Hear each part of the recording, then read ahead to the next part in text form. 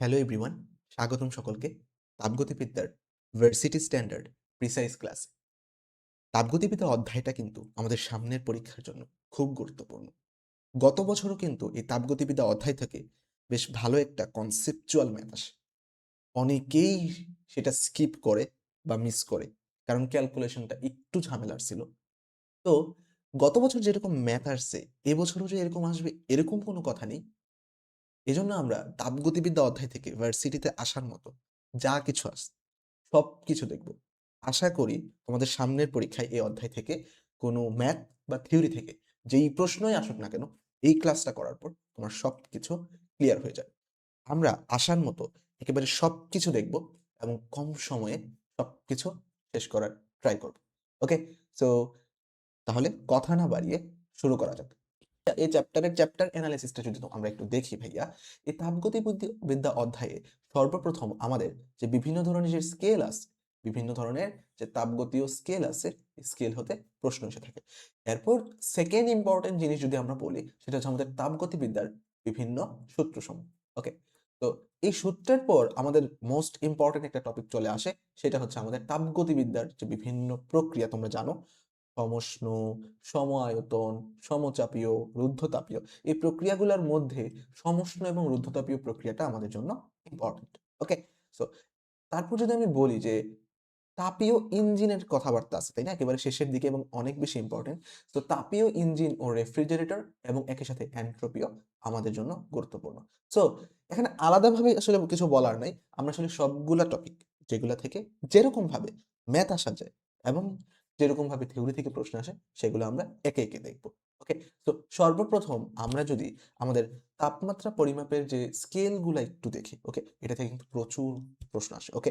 যদি প্রথমের দিক থেকে দেয়, চ্যাপ্টারের প্রথম দিক থেকে যদি প্রশ্ন দেয়, তাহলে কিন্তু তাপমাত্রা পরিমাপের যে স্কেল, তাপমাত্রা পরিমাপের জন্য যে ত্রুটি, এই টাইপের কিন্তু এসে থাকে। আচ্ছা, আমরা কথা না বাড়িয়ে একেবারে পড়ায় চলে যাই। আচ্ছা, তাপমাত্রা পরিমাপের যে বিভিন্ন স্কেল, আমরা থার্মোমিটার দ্বারা কি তাপমাত্রা মাপি না? তাপমাত্রা কি দ্বারা মাপি? থার্মোমিটার। আচ্ছা, এটা তো আমরা সবাই জানি। এবার যদি আমরা একটু বলি যে আমরা একটা স্কেলের ত্রুটি নির্ণয় করি। আমরা একটা স্কেলের ত্রুটি নির্ণয় করি। এই ত্রুটি নির্ণয় করার জন্য আমরা একটা স্কেলকে আদর্শ ধরে নিই এবং এই আদর্শ মানটা ধরে আরেকটা স্কেলের তাপমিতিক ধর্ম দ্বারা আমরা সেই ত্রুটিগুলা নির্ণয় করি। তুমি যদি একটু সূত্রগুলা দেখো, দেখো ভাইয়া বলতেছে যে আমাদের ২ স্থির বিন্দুর স্কেলের জন্য, এই ২ স্থির বিন্দুর স্কেলের জন্য আমাদের তাপমাত্রা, আমাদের যে তাপমাত্রা মাইনাস নিম্ন স্থির বিন্দু। তাহলে কি বলল ভাইয়া? আমরা ২ টা স্কেল নিব। ২ টা স্কেলের মধ্যে যে সূত্র, এটা হচ্ছে একটা স্কেলের একটা টেম্পারেচার মাইনাস তার নিম্ন স্থির বিন্দু ডিভাইডেড বাই ঊর্ধ্ব স্থির বিন্দু মাইনাস নিম্ন স্থির বিন্দু। আমরা একটা ম্যাথ করলে আরো বুঝবো। তো এটা ইজ ইকুয়াল টু সেইম ভাবে যে ত্রুটিপূর্ণ স্কেলটা আছে, তার একটা তাপমাত্রা মাইনাস তার একটা কি নিম্ন স্থির বিন্দু ডিভাইডেড বাই তার একটা ঊর্ধ্ব স্থিরাঙ্ক বা ঊর্ধ্ব স্থির বিন্দু মাইনাস নিম্ন স্থির বিন্দু। এইভাবে আমরা বের করতে পারি। এখানে এক্স দ্বারা কি বুঝাইছে সেটা একটু ইম্পর্টেন্ট। এখানে এক্স দ্বারা আমরা বিভিন্ন ধরনের তাপমিতিক ধর্ম বুঝিয়ে থাকি। এক্স দ্বারা আমরা রোধ, তড়িৎচালক শক্তি, চাপ ইত্যাদি আমরা বোঝাতে পারি। এটা দ্বারা যদি আমরা একটু ম্যাথ করি, তাহলে আরো বেশি জিনিসটা সম্পর্কে আমরা ক্লিয়ার হব। দেখো ভাইয়া, আমাদের একটা সূত্র আছে। এর আগের পেজটা থেকে এই পেজটা অনেক বেশি গুরুত্বপূর্ণ। এই সূত্রটা দেখো ভাইয়া, আমাদের এই ইয়াটা যদি আমরা একটু শিখতে পারি, আমাদের জন্য অনেক কাজে লাগবে। ম্যাথ করতে আর কিচ্ছু লাগবে না। জাস্ট এই লাইনটা তোমরা একটু শিখবা। এখান থেকে কি পড়বো ভাইয়া? এটা যদি আমি তোমাদেরকে বলি ভাইয়া। দেখো ভাইয়া, theta minus theta ice divided by theta steam minus theta ice is equal to X minus X X ice divided by X steam minus X ice. এই যে এগুলা, এই দুইটার এই দুইটার সম্পর্কটা আমাদের ইম্পর্টেন্ট। একইভাবে এই সম্পর্কটাও আমরা জানি যে c divided by 5 is equal to f minus 32 divided by 9 is equal to k minus 273 divided by 5। এটা ছোটকাল থেকে পড়ে আসতেছি। আচ্ছা, তো মনে রাখবো ভাইয়া, আমাদের যে এই পার্টটা আছে, এই পার্টটা কখন আমরা ইউজ করব? যখন আমাদের ত্রুটিপূর্ণ থার্মোমিটারের যখন আমাদের তাপমাত্রা বের করতে বলবে, তখন আমরা এটা ব্যবহার করব। তো কথা হচ্ছে ভাইয়া, তাহলে আমরা এই যে বাকি যে পার্টটা আছে, এই পার্টটা কখন ইউজ করব? এই পার্টটা ইউজ করব ভাইয়া, যখন আমাদের বিভিন্ন স্কেলের মধ্যে সম্পর্ক বের করতে বলবে, তখন আমরা এই পার্টটা ব্যবহার করব। তাহলে প্রথম পার্টটা আমরা ইউজ করব ত্রুটিপূর্ণ থার্মোমিটারের ক্ষেত্রে, সেকেন্ড পার্টটা ইউজ করব আমরা যখন বিভিন্ন স্কেলের ক্ষেত্রে, যেমন সেন্টিগ্রেড থেকে ফারেনহাইট, ফারেনহাইট থেকে কেলভিন, এই যে জিনিসগুলো যখন আমাদেরকে বের করতে বলবে, তখন আমরা আসলে এই জিনিসগুলা বের করব। যদি আমাদের তাপমাত্রার পরিবর্তন জানতে জানতে চাই ভাইয়া, যদি আমাদের এই যে জিনিসগুলো আমরা বললাম, এই জিনিসগুলো যদি আমাদের তাপমাত্রার পরিবর্তন, এগুলা থেকে যদি পরিবর্তনটা আমাদেরকে জানতে চায়, তাহলে কিন্তু আমরা লিখব del C divided by del 5, sorry, del C divided by 5, del C divided by 5 is equal to del F divided by 9 is equal to del K divided by 9। এই সূত্রটা তারা কিন্তু সহজে করতে পারে।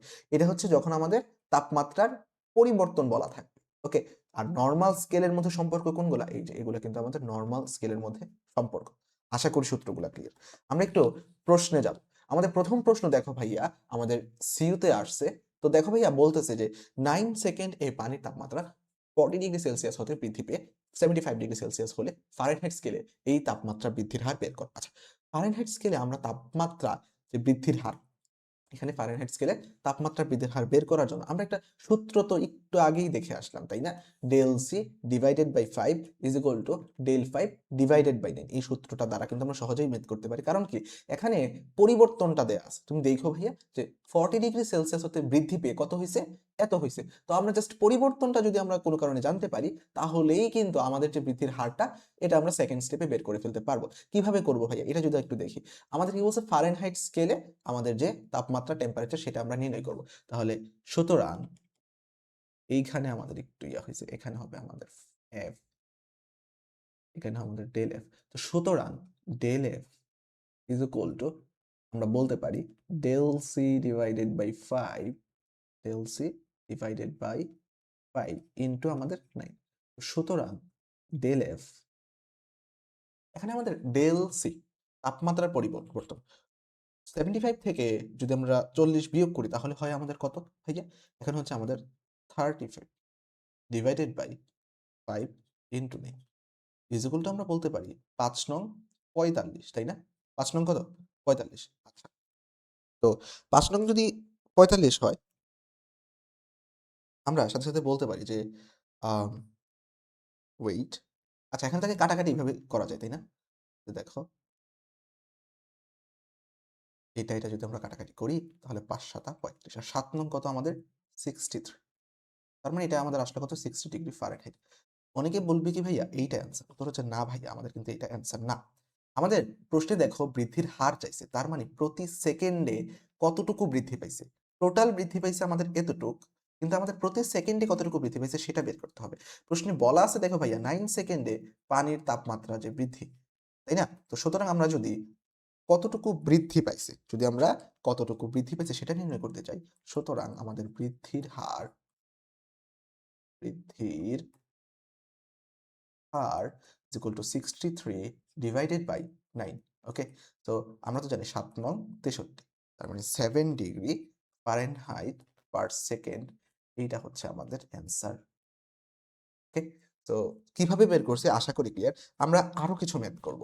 দেখো ভাইয়া, আমাদের মোস্ট ইম্পর্টেন্ট একটা টাইপে আমরা চলে আসছি, যে এই টাইপটা আমাদের পরীক্ষায় অনেকবার রিপিট হয়েছে, ওকে। তুমি দেখতেই পাচ্ছ যে কতবার আসছে, আর অনেক জায়গায় আসছে। তো আমরা যদি দেখি, বলতেছে যে কোন তাপমাত্রা সেলসিয়াস ও ফারেনহাইট উভয় স্কেলে একই সংখ্যা দ্বারা প্রকাশ করা যায়। কোন তাপমাত্রা সেলসিয়াস ও ফারেনহাইট স্কেলে একই সংখ্যা দ্বারা প্রকাশ করা যায়। তোমাকে এই জিনিসগুলা তো ছোট কাল থেকে তুমি পড়ে আসতেছো, তাই না? যে কোন তাপমাত্রায় সেলসিয়াস ও ফারেনহাইট একই স্কেল দেয়, এটা কি আর আমাদের বের করা লাগবে? ওকে, বের করা লাগবে।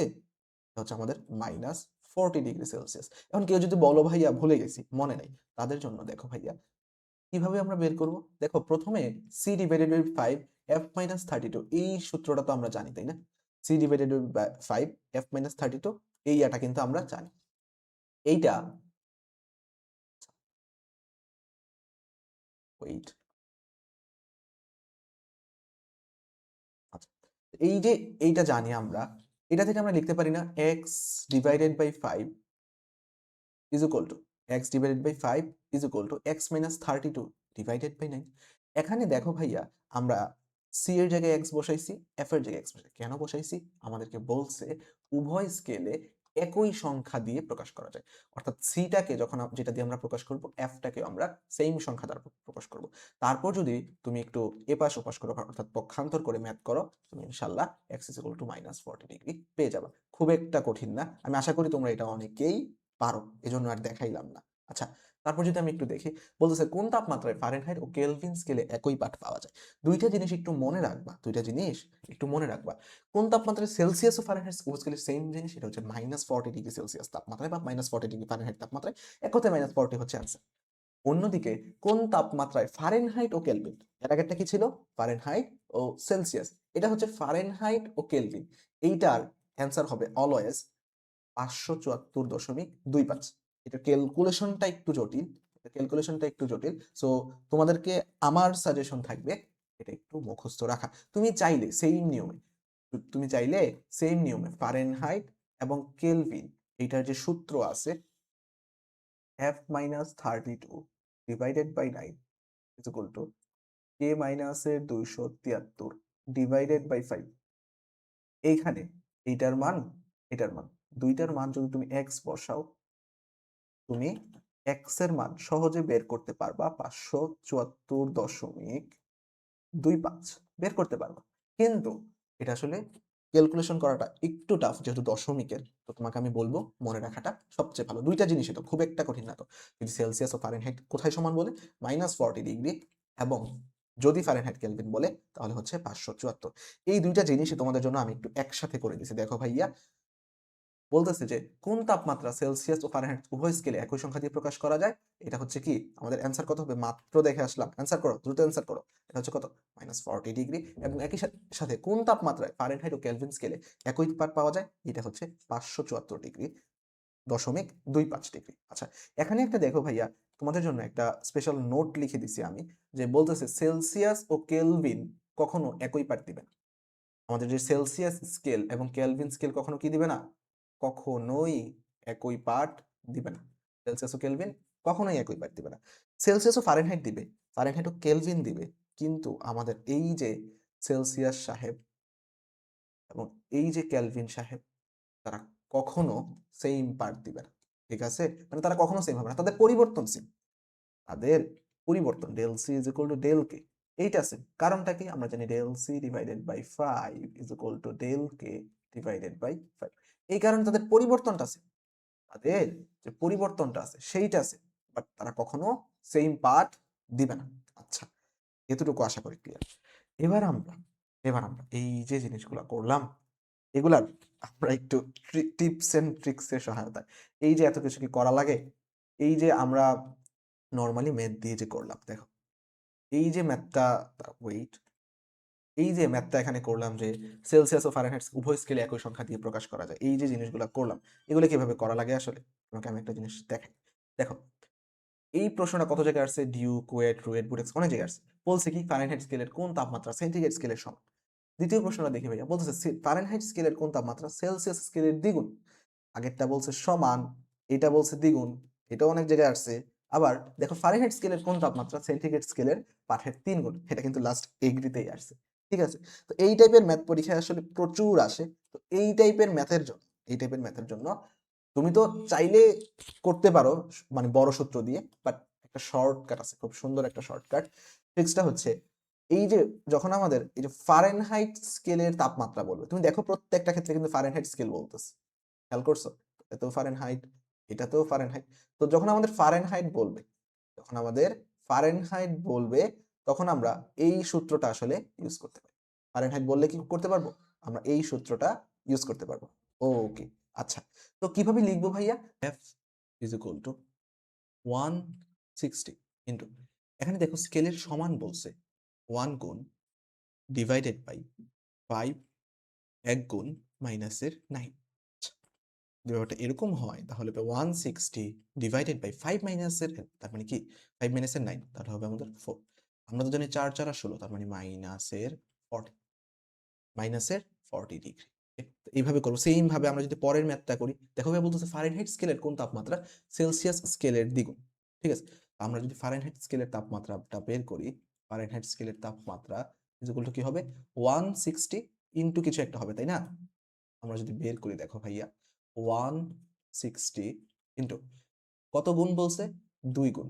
আচ্ছা 5n, তাই না? 5 ইন্টু তাহলে 2 মাইনাসের 9। আমাদের সূত্রটা কি ছিল? আমরা আবার লিখবো f is equal to 160n divided by 5n মাইনাসের 9। এটা হচ্ছে আমাদের মেইন সূত্র। ঠিক আছে? আচ্ছা দেখো 160 দুগুণে 320, তারপর 5 দুগুণে 10 মাইনাসের 1, তার মানে 1, 320 ডিগ্রি হচ্ছে আমাদের অ্যান্সার। ঠিক আছে? আমরা যদি পরের ম্যাথটা করি, বলতেছে ফারেনহাইট স্কেলের কোন তাপমাত্রা সেন্টিগ্রেড স্কেলের পাঠের 3 গুণ, তাই না? তার মানে f ইজ ইকুয়াল টু আমরা কিছু শিখছিলাম 160n ডিভাইডেড বাই 5n মাইনাসের 9। 160 কত গুণ বলছে ভাইয়া? 3 গুণ। 5 ইন্টু 3 মাইনাসের 9। 160 ইন্টু 3, তো 3 6 কত? 18। সো 300 যদি 18 হয় তাহলে হয় 480। 300 লং 48। 5 ইন্টু 3 3 5 15 মাইনাসের আমাদের 9 80 ডিভাইডেড বাই 6 ইকুয়াল টু কত? 80 ডিগ্রি। তাহলে ফারেনহাইট স্কেলের তাপমাত্রা সেন্টিগ্রেড স্কেলের পাঠের 3 গুণ হবে কখন? যখন এটা কত হবে? আমাদের 80 ডিগ্রি হবে। যখন আমাদের এটা কত হবে? 80 ডিগ্রি। তাহলে আমাদের এখানে অ্যান্সার কত? 80 ডিগ্রি হচ্ছে আমাদের এখানে অ্যান্সার। ওকে? তো কিভাবে হইছে এটা আসলে বুঝতে পারি। তোমরা চাইলে এটার যে মেইন সূত্র, ওকে? নরমালি যে নিয়মে ওইটাও করতে পারো, বাট ওইটা একটু বড় হয়ে যায়। তোমাদের জন্য এটা একটু শর্টকাটটা যদি তোমরা মনে রাখতে পারো এটাই ভালো। ওকে? তো আমরা আশা করি টাইপটা ক্লিয়ার। আচ্ছা, ওকে। এবার আমরা আরো একটা টাইপে প্রবেশ করলাম যে একটি ত্রুটিপূর্ণভাবে দাগাঙ্কিত থার্মোমিটার স্বাভাবিক চাপে গলিত বরফে 5 ডিগ্রি ও ফুটন্ত পানিতে 95 ডিগ্রি পাঠ দেয়। কত ডিগ্রি সেলসিয়াস তাপমাত্রায় থার্মোমিটারটি সঠিক পাঠ দিবে? এইটার জন্য তোমাদেরকে আমি আগেই সবার প্রথম বলে আসি, ত্রুটিপূর্ণ থার্মোমিটারের ক্ষেত্রে একটা সূত্র আমরা ইউজ করি, theta minus theta ice divided by theta steam minus theta ice is equal to X theta minus X ice divided by X steam minus X X. এই সূত্রটা আসলে খুব একটা বোঝার প্রয়োজন হয় না। তাহলে ভাইয়া বোঝার প্রয়োজন না হলে কিভাবে ম্যাথ বের করবো? দেখো ভাইয়া কিভাবে করি। তো কত ডিগ্রি সেলসিয়াস তাপমাত্রায় থার্মোমিটারটি সঠিক পাঠ দিবে, তাই না? কত ডিগ্রি সেলসিয়াস তাপমাত্রায়? তো ধরলাম এটা থিটা ডিগ্রি সেলসিয়াস তাপমাত্রায় সঠিক তাপমাত্রা ইয়া দিবে। তো থিটা আইস, আচ্ছা আইসের নিম্ন স্থিরাঙ্ক হচ্ছে 0 ডিগ্রি, থিটা স্টিমের হচ্ছে 100। যেহেতু আমাদের কি ফুটন্ত পানি, পানির ক্ষেত্রে নিম্ন স্থিরাঙ্ক কত? 0, উচ্চ স্থিরাঙ্ক কত? 100।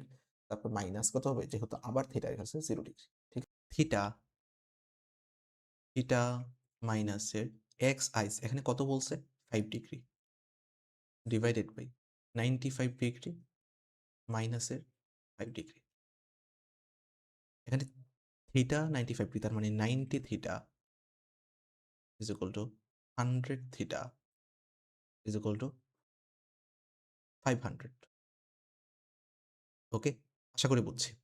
500, সুতরাং 10 থিটা ইজ ইকুয়াল টু 500। এখন আমাদের কমন সেন্স কি বলে? সুতরাং থিটা ইজ ইকুয়াল টু 50। এইটা হচ্ছে আমাদের আচ্ছা, ওকে? তাহলে 50 হচ্ছে আমাদের এইখানে অ্যান্সার। বি নাম্বার হচ্ছে অ্যান্সার। ওকে? তো এইভাবে আসলে আমরা ত্রুটিপূর্ণ থার্মোমিটারগুলো ম্যাথগুলো আমরা করতে পারি। আমরা যদি আরো একটা ম্যাথ দেখি, বলতেছে 1 কাপ পানির তাপমাত্রা 100 ডিগ্রি থেকে 35 ডিগ্রি নামানো হলো। ফারেনহাইট স্কেলে এর পরিবর্তন কত হবে? ফারেনহাইট স্কেলে আমরা জাস্ট এর পরিবর্তনটা নির্ণয় করব।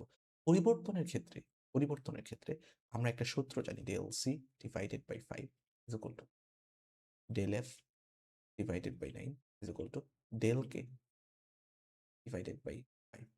অনেকের এখানে একটা প্রবলেম থাকে, ভাইয়া এখানে তো আমাদের যে পরিবর্তন জানতে চাইছে, ভালো কথা, পরিবর্তন জানতে চাইছে, ভালো কথা, কিন্তু এখানে তো আমাদের কোনটাতে বের করবে সেটা বলে নাই। 100 ডিগ্রি থেকে 35 ডিগ্রি বলছে, এটাকে সেলসিয়াস, ফারেনহাইট নাকি কেলভিন? এখানে দেখো ভাইয়া, আমাদের সূত্রে কিন্তু সবগুলার পার্থক্য, তার মানে আমরা ফারেনহাইটের সাথে যদি আমরা সেলসিয়াসের নেই তাহলে যে কথা, ফারেনহাইটের সাথে আমরা যদি কেলভিনের নেই তাহলে সেইম কথা। আমরা আসলে বুঝেই দিছে, কারণ এইটার অনুপাত এইটার অনুপাত যেরকম ডিভাইডেড বাই 5, এইটাও কিন্তু ডিভাইডেড বাই 5। তো তুমি একটা ধরে করলেই হবে, একটা ধরে করলেই হবে। তো আমরা আসলে প্রথমটা ধরে করলাম, আসলে পরেরটা ধরে করলেও আমাদের রেজাল্ট আসলে সেমই আসতো। পরেরটা ধরে করলে কি আসতো? রেজাল্ট সেমই আসতো। তো সুতরাং দেখো ভাইয়া, এই যে ডেল, আচ্ছা, del C divided by 5 is equal to del F divided by 9। তো আমরা ফারেনহাইট ডেল এফ এরটা মান নির্ণয় করব। So del F is equal to del C. এখানে পরিবর্তনটা কতটুকু ভাইয়া? পরিবর্তনটা হচ্ছে আমাদের 65, তাই না? 65 ডিভাইডেড বাই 5 ইনটু কত? 9 না? আচ্ছা, ইনটু যদি 9 হয়, আমরা কাটাকাটি করতে পারি। দেখো ভাইয়া, আমরা যদি কাটাকাটি করি, এটাকে আমরা কত দ্বারা কাটতে পারি? 5 13 65 ইজ ইকুয়াল টু, যদি আমরা গুণ করি 3 নং 27 7 হাতে আছে 1, 9 কে 9, সরি, 9 কে 9 হাতে আছে 2, তো 111। ঠিক আছে, 9 আর 2 কত? 1। এত ডিগ্রি, যেহেতু ফারেনহাইট বের করছে, ফারেনহাইট। ওকে, এইভাবে হচ্ছে আমরা অ্যান্সারটা বের করি। ওকে, তাহলে আমাদের এখানে অ্যান্সার কত? 117 ডিগ্রি ফারেনহাইট। অ্যান্সার কত? 117 ডিগ্রি ফারেনহাইট। এটা হচ্ছে আমাদের অ্যান্সার। তো কিভাবে করছি আশা করি বুঝতে পারছি। জাস্ট পরিবর্তনটা নিব, পরিবর্তনটা দিয়ে নরমাল নিয়মে জাস্ট ম্যাথ করলেই অ্যান্সার হয়ে যাবে। তারপর যদি আমরা ভাইয়া দেখি, দেখো ভাইয়া সেম টাইপের একটা প্রশ্ন আছে, এই প্রশ্নটার অ্যান্সার তোমরা দাও। বলছে যে ফারেনহাইট স্কেলের কোন তাপমাত্রা সেন্টিগ্রেড স্কেলের তাপমাত্রার দ্বিগুণ, তাই না? এতক্ষণে তো মুখস্থ হয়ে যাওয়ার কথা, তাই না? মুখস্থ হয়ে যাওয়ার কথা না? আচ্ছা, দেখো ভাইয়া, আমরা নরমাল নিয়মেও করতে পারি, ওইভাবেও করতে পারি। নরমাল নিয়মটা তোমাকে একটু আরেকবার দেখাই। দেখো ভাইয়া, del C divided by 5 is equal to কি, C divided by 5, sorry, C divided by 5 is equal to F minus এর 32 ডিভাইডেড বাই 9। এখানে আমরা আমাদের এক্স টু এক্স বসাবো, তখন আমাদের মান বের হবে। আমরা আরেকটা নিয়ম শিখছিলাম, সেটা নাকি F is equal to 160n divided by 5n মাইনাসের 9, তাই তো? তাহলে দেখো ভাইয়া, 160 ইন্টু এন, এন এর মানে এখানে কয় গুণ হবে? দ্বিগুণ। 5 দুগুণে 10 মাইনাসের 9, তাহলে আমাদের এখানে অ্যান্সার হবে 320 ডিগ্রি। ওকে, সেটা আসলে ম্যাথ না করে অ্যান্সারটা তোমাদের পারা উচিত। ঠিক আছে? তো কিভাবে করছে আশা করি বুঝতে পারি। এই সূত্র দিয়েও তোমরা করতে পারো, বাট আমরা নরমালি শর্টকাট দিয়ে করার ট্রাই করবো, তাহলে আমাদের জন্য টাইমটা অনেক বেশি সেভ হবে। ওকে, হোপফুলি ক্লিয়ার। নেক্সট। আচ্ছা, দেখো ভাই, এখন আমরা একটু কিছু থিওরি পার্ট করবো। আচ্ছা, আমাদের ডাক্তারি থার্মোমিটারে ফারেনহাইট থার্মোমিটার ব্যবহার করা হয়। ডাক্তারি থার্মোমিটারে ফারেনহাইট ব্যবহার করা হয়। তোমরা তো জানোই, আমাদের যে দেহের তাপমাত্রা মাপার জন্য আমরা ফারেনহাইট ব্যবহার করি। এবং এই থার্মোমিটারে 95 ডিগ্রি থেকে 105 ডিগ্রি পর্যন্ত আসলে দাগাঙ্কিত থাকে। নিচেরগুলো আসলে খুব একটা প্রয়োজন হয় না, এইজন্য সেখানে থাকে না। তারপর যদি আমি বলি যে পানির ত্রৈধবিন্দুর তাপমাত্রা, ক্রিটিক্যাল টেম্পারেচার, এটা কত? এটা হচ্ছে 273.16 কেলভিন। 273 না কিন্তু, পানির ত্রৈধবিন্দুর তাপমাত্রা হচ্ছে 273.16 কেলভিন। এবং একই সাথে এটার যে চাপ, এই যে কেলভিনটা, এটা কখন কল্পনা করা হয় ভাইয়া? এটা 4.58 মিলিমিটার মার্কারি চাপে। 4.58 মিলিমিটার মার্কারি চাপে 273.16 কেলভিন তাপমাত্রায় পানির যে ত্রৈধ বিন্দু, এটা দেখা যায়। ওকে, সো কেন হয়, কিভাবে হয়, আশা করি জিনিসটা ক্লিয়ার। ওকে, তো এবার আমরা তাপগতীয় যে বিভিন্ন সূত্র, সেগুলো একটু দেখব। আমাদের তাপগতীয় মূলত 3টা সূত্র আছে। আমাদের যে প্রথম সূত্র, সেটা হচ্ছে আমাদের শূন্যতম সূত্র। দ্বিতীয় যে, মানে প্রথমত হচ্ছে শূন্যতম সূত্র, দ্বিতীয় ইয়া হচ্ছে আমাদের প্রথম সূত্র। আরো একটা ইয়া আছে, সেটা হচ্ছে আমাদের যে কি, তাপগতিবিদ্যার আমাদের যে দ্বিতীয় সূত্র, তাপগতিবিদ্যার দ্বিতীয় সূত্র। এখন কথা হইতেছে, এই যে শূন্যতম সূত্র এবং প্রথম সূত্র থেকেই ম্যাথগুলা বা জিনিসগুলা আসে। দ্বিতীয় সূত্রতে মূলত আমাদের বলা হয় বিভিন্ন ধরনের বিজ্ঞানীরা কে কোন জিনিসটা বলছেন, কে কোন বিবৃতিটা দিছেন, এটা মূলত আমাদের দ্বিতীয় সূত্রে আলোচনা করা হয়। এটা জাস্ট জেনে রাখো। ওকে, ওটা আমাদের খুব একটা দরকার নাই। তাহলে শূন্যতম সূত্র এবং প্রথম সূত্র থেকে আমাদের যে থিওরি পার্টগুলো এবং ম্যাথগুলো এখান থেকে আমাদের এসে থাকে। আমরা একটু দেখি, এই যে শূন্যতম সূত্র, এই শূন্যতম সূত্রে আমাদের মূলত যে তাপমাত্রার যে ধারণা, এইটা নিয়ে আলোচনা করা। ওকে, শূন্যতম সূত্রে তাপমাত্রার যে আলোচনা, এটা হচ্ছে তাপমাত্রার আলোচনা করা হয় আমাদের কোথায়? শূন্যতম সূত্র। এতটুকু তো বুঝতে পারছো। শূন্যতম সূত্রে আমাদের তাপমাত্রা বিভিন্ন আলোচনা করে, তারপর থার্মোমিটারের ধারণা পাই, এটা হচ্ছে আমাদের শূন্যতম সূত্রে। একই সাথে আমাদের যে তাপীয় সাম্যাবস্থা আমরা এই শূন্যতম সূত্রের মাধ্যমে জানতে পারি। তাহলে শূন্যতম সূত্রে কি কি পাই এটা একটু আমরা ভালো করে পড়ে ফেলবো। তারপর আমাদের মোস্ট ইম্পর্টেন্ট হচ্ছে আমাদের প্রথম সূত্র। প্রথম সূত্রটা আমাদের সব থেকে বেশি ইম্পর্টেন্ট। সো প্রথম সূত্রে মূলত দুই ধরনের মতবাদ পাওয়া যায়, একটা হচ্ছে জুলের মতবাদ আর একটা হচ্ছে আমাদের ক্লসিয়াসের মতবাদ। একটা হচ্ছে কি জুলের মতবাদ আর একটা হচ্ছে আমাদের ক্লসিয়াসের মতবাদ। সো জুলের মতবাদে বিজ্ঞানী জুল বলতেছে যে ডাব্লিউ ইজ ইকুয়াল সমানুপাতিক কিউ, ডাব্লিউ সমানুপাতিক কিউ। আর যদি আমরা এই সমানুপাতিক চিহ্নটাকে উঠিয়ে দেই তা আমরা তার জায়গায় একটা ইউজ করতে পারি, ইজ ইকুয়াল টু, এবং একটা ধ্রুবক, এখানে যেহেতু জুল আবিষ্কার করছে এই জন্য এখানে জুল ধ্রুবক ইউজ করা হয়েছে। তাহলে আমাদের সূত্রটা দাঁড়ালো কি, তাহলে জুলের মতবাদ অনুযায়ী সূত্রটা হচ্ছে W is equal to J Q, W is equal to J Q. এখানে এটা তার মানে এককটাও আমাদের জুলে হবে, এককটা আমাদের জুলেই হবে। তুমি একটু মনে রাখবে ভাই, একটা একক আছে আমাদের 1 calorie is equal two 4.2 joule. আবার আমরা বলতে পারি 1 joule is equal two 0.24 calorie. 1 calorie is equal two 4.2 joule. আবার বলতে পারি 1 joule is equal two 0.24 calorie. আচ্ছা, এখন দেখো ক্লসিয়াসের মতবাদ। ক্লসিয়াসের মতবাদ থেকে মাঝে মাঝে আমাদের ছোটখাটো একটু ম্যাথ দেয়। এইটা হচ্ছে আমাদের del Q is equal to del U plus del W. এখানে কোনটা তারা কি বোঝায় এইটা যদি আমি একটু বলি, এই যে ডেল কিউ আছে এটা হচ্ছে আমাদের তাপ শক্তির পরিবর্তন, আমাদের তাপ শক্তির পরিবর্তন। তাহলে আমাদের এই যে ডেল ইউ দ্বারা কি বোঝায়, এটা হচ্ছে আমাদের অন্তস্থ শক্তির পরিবর্তন,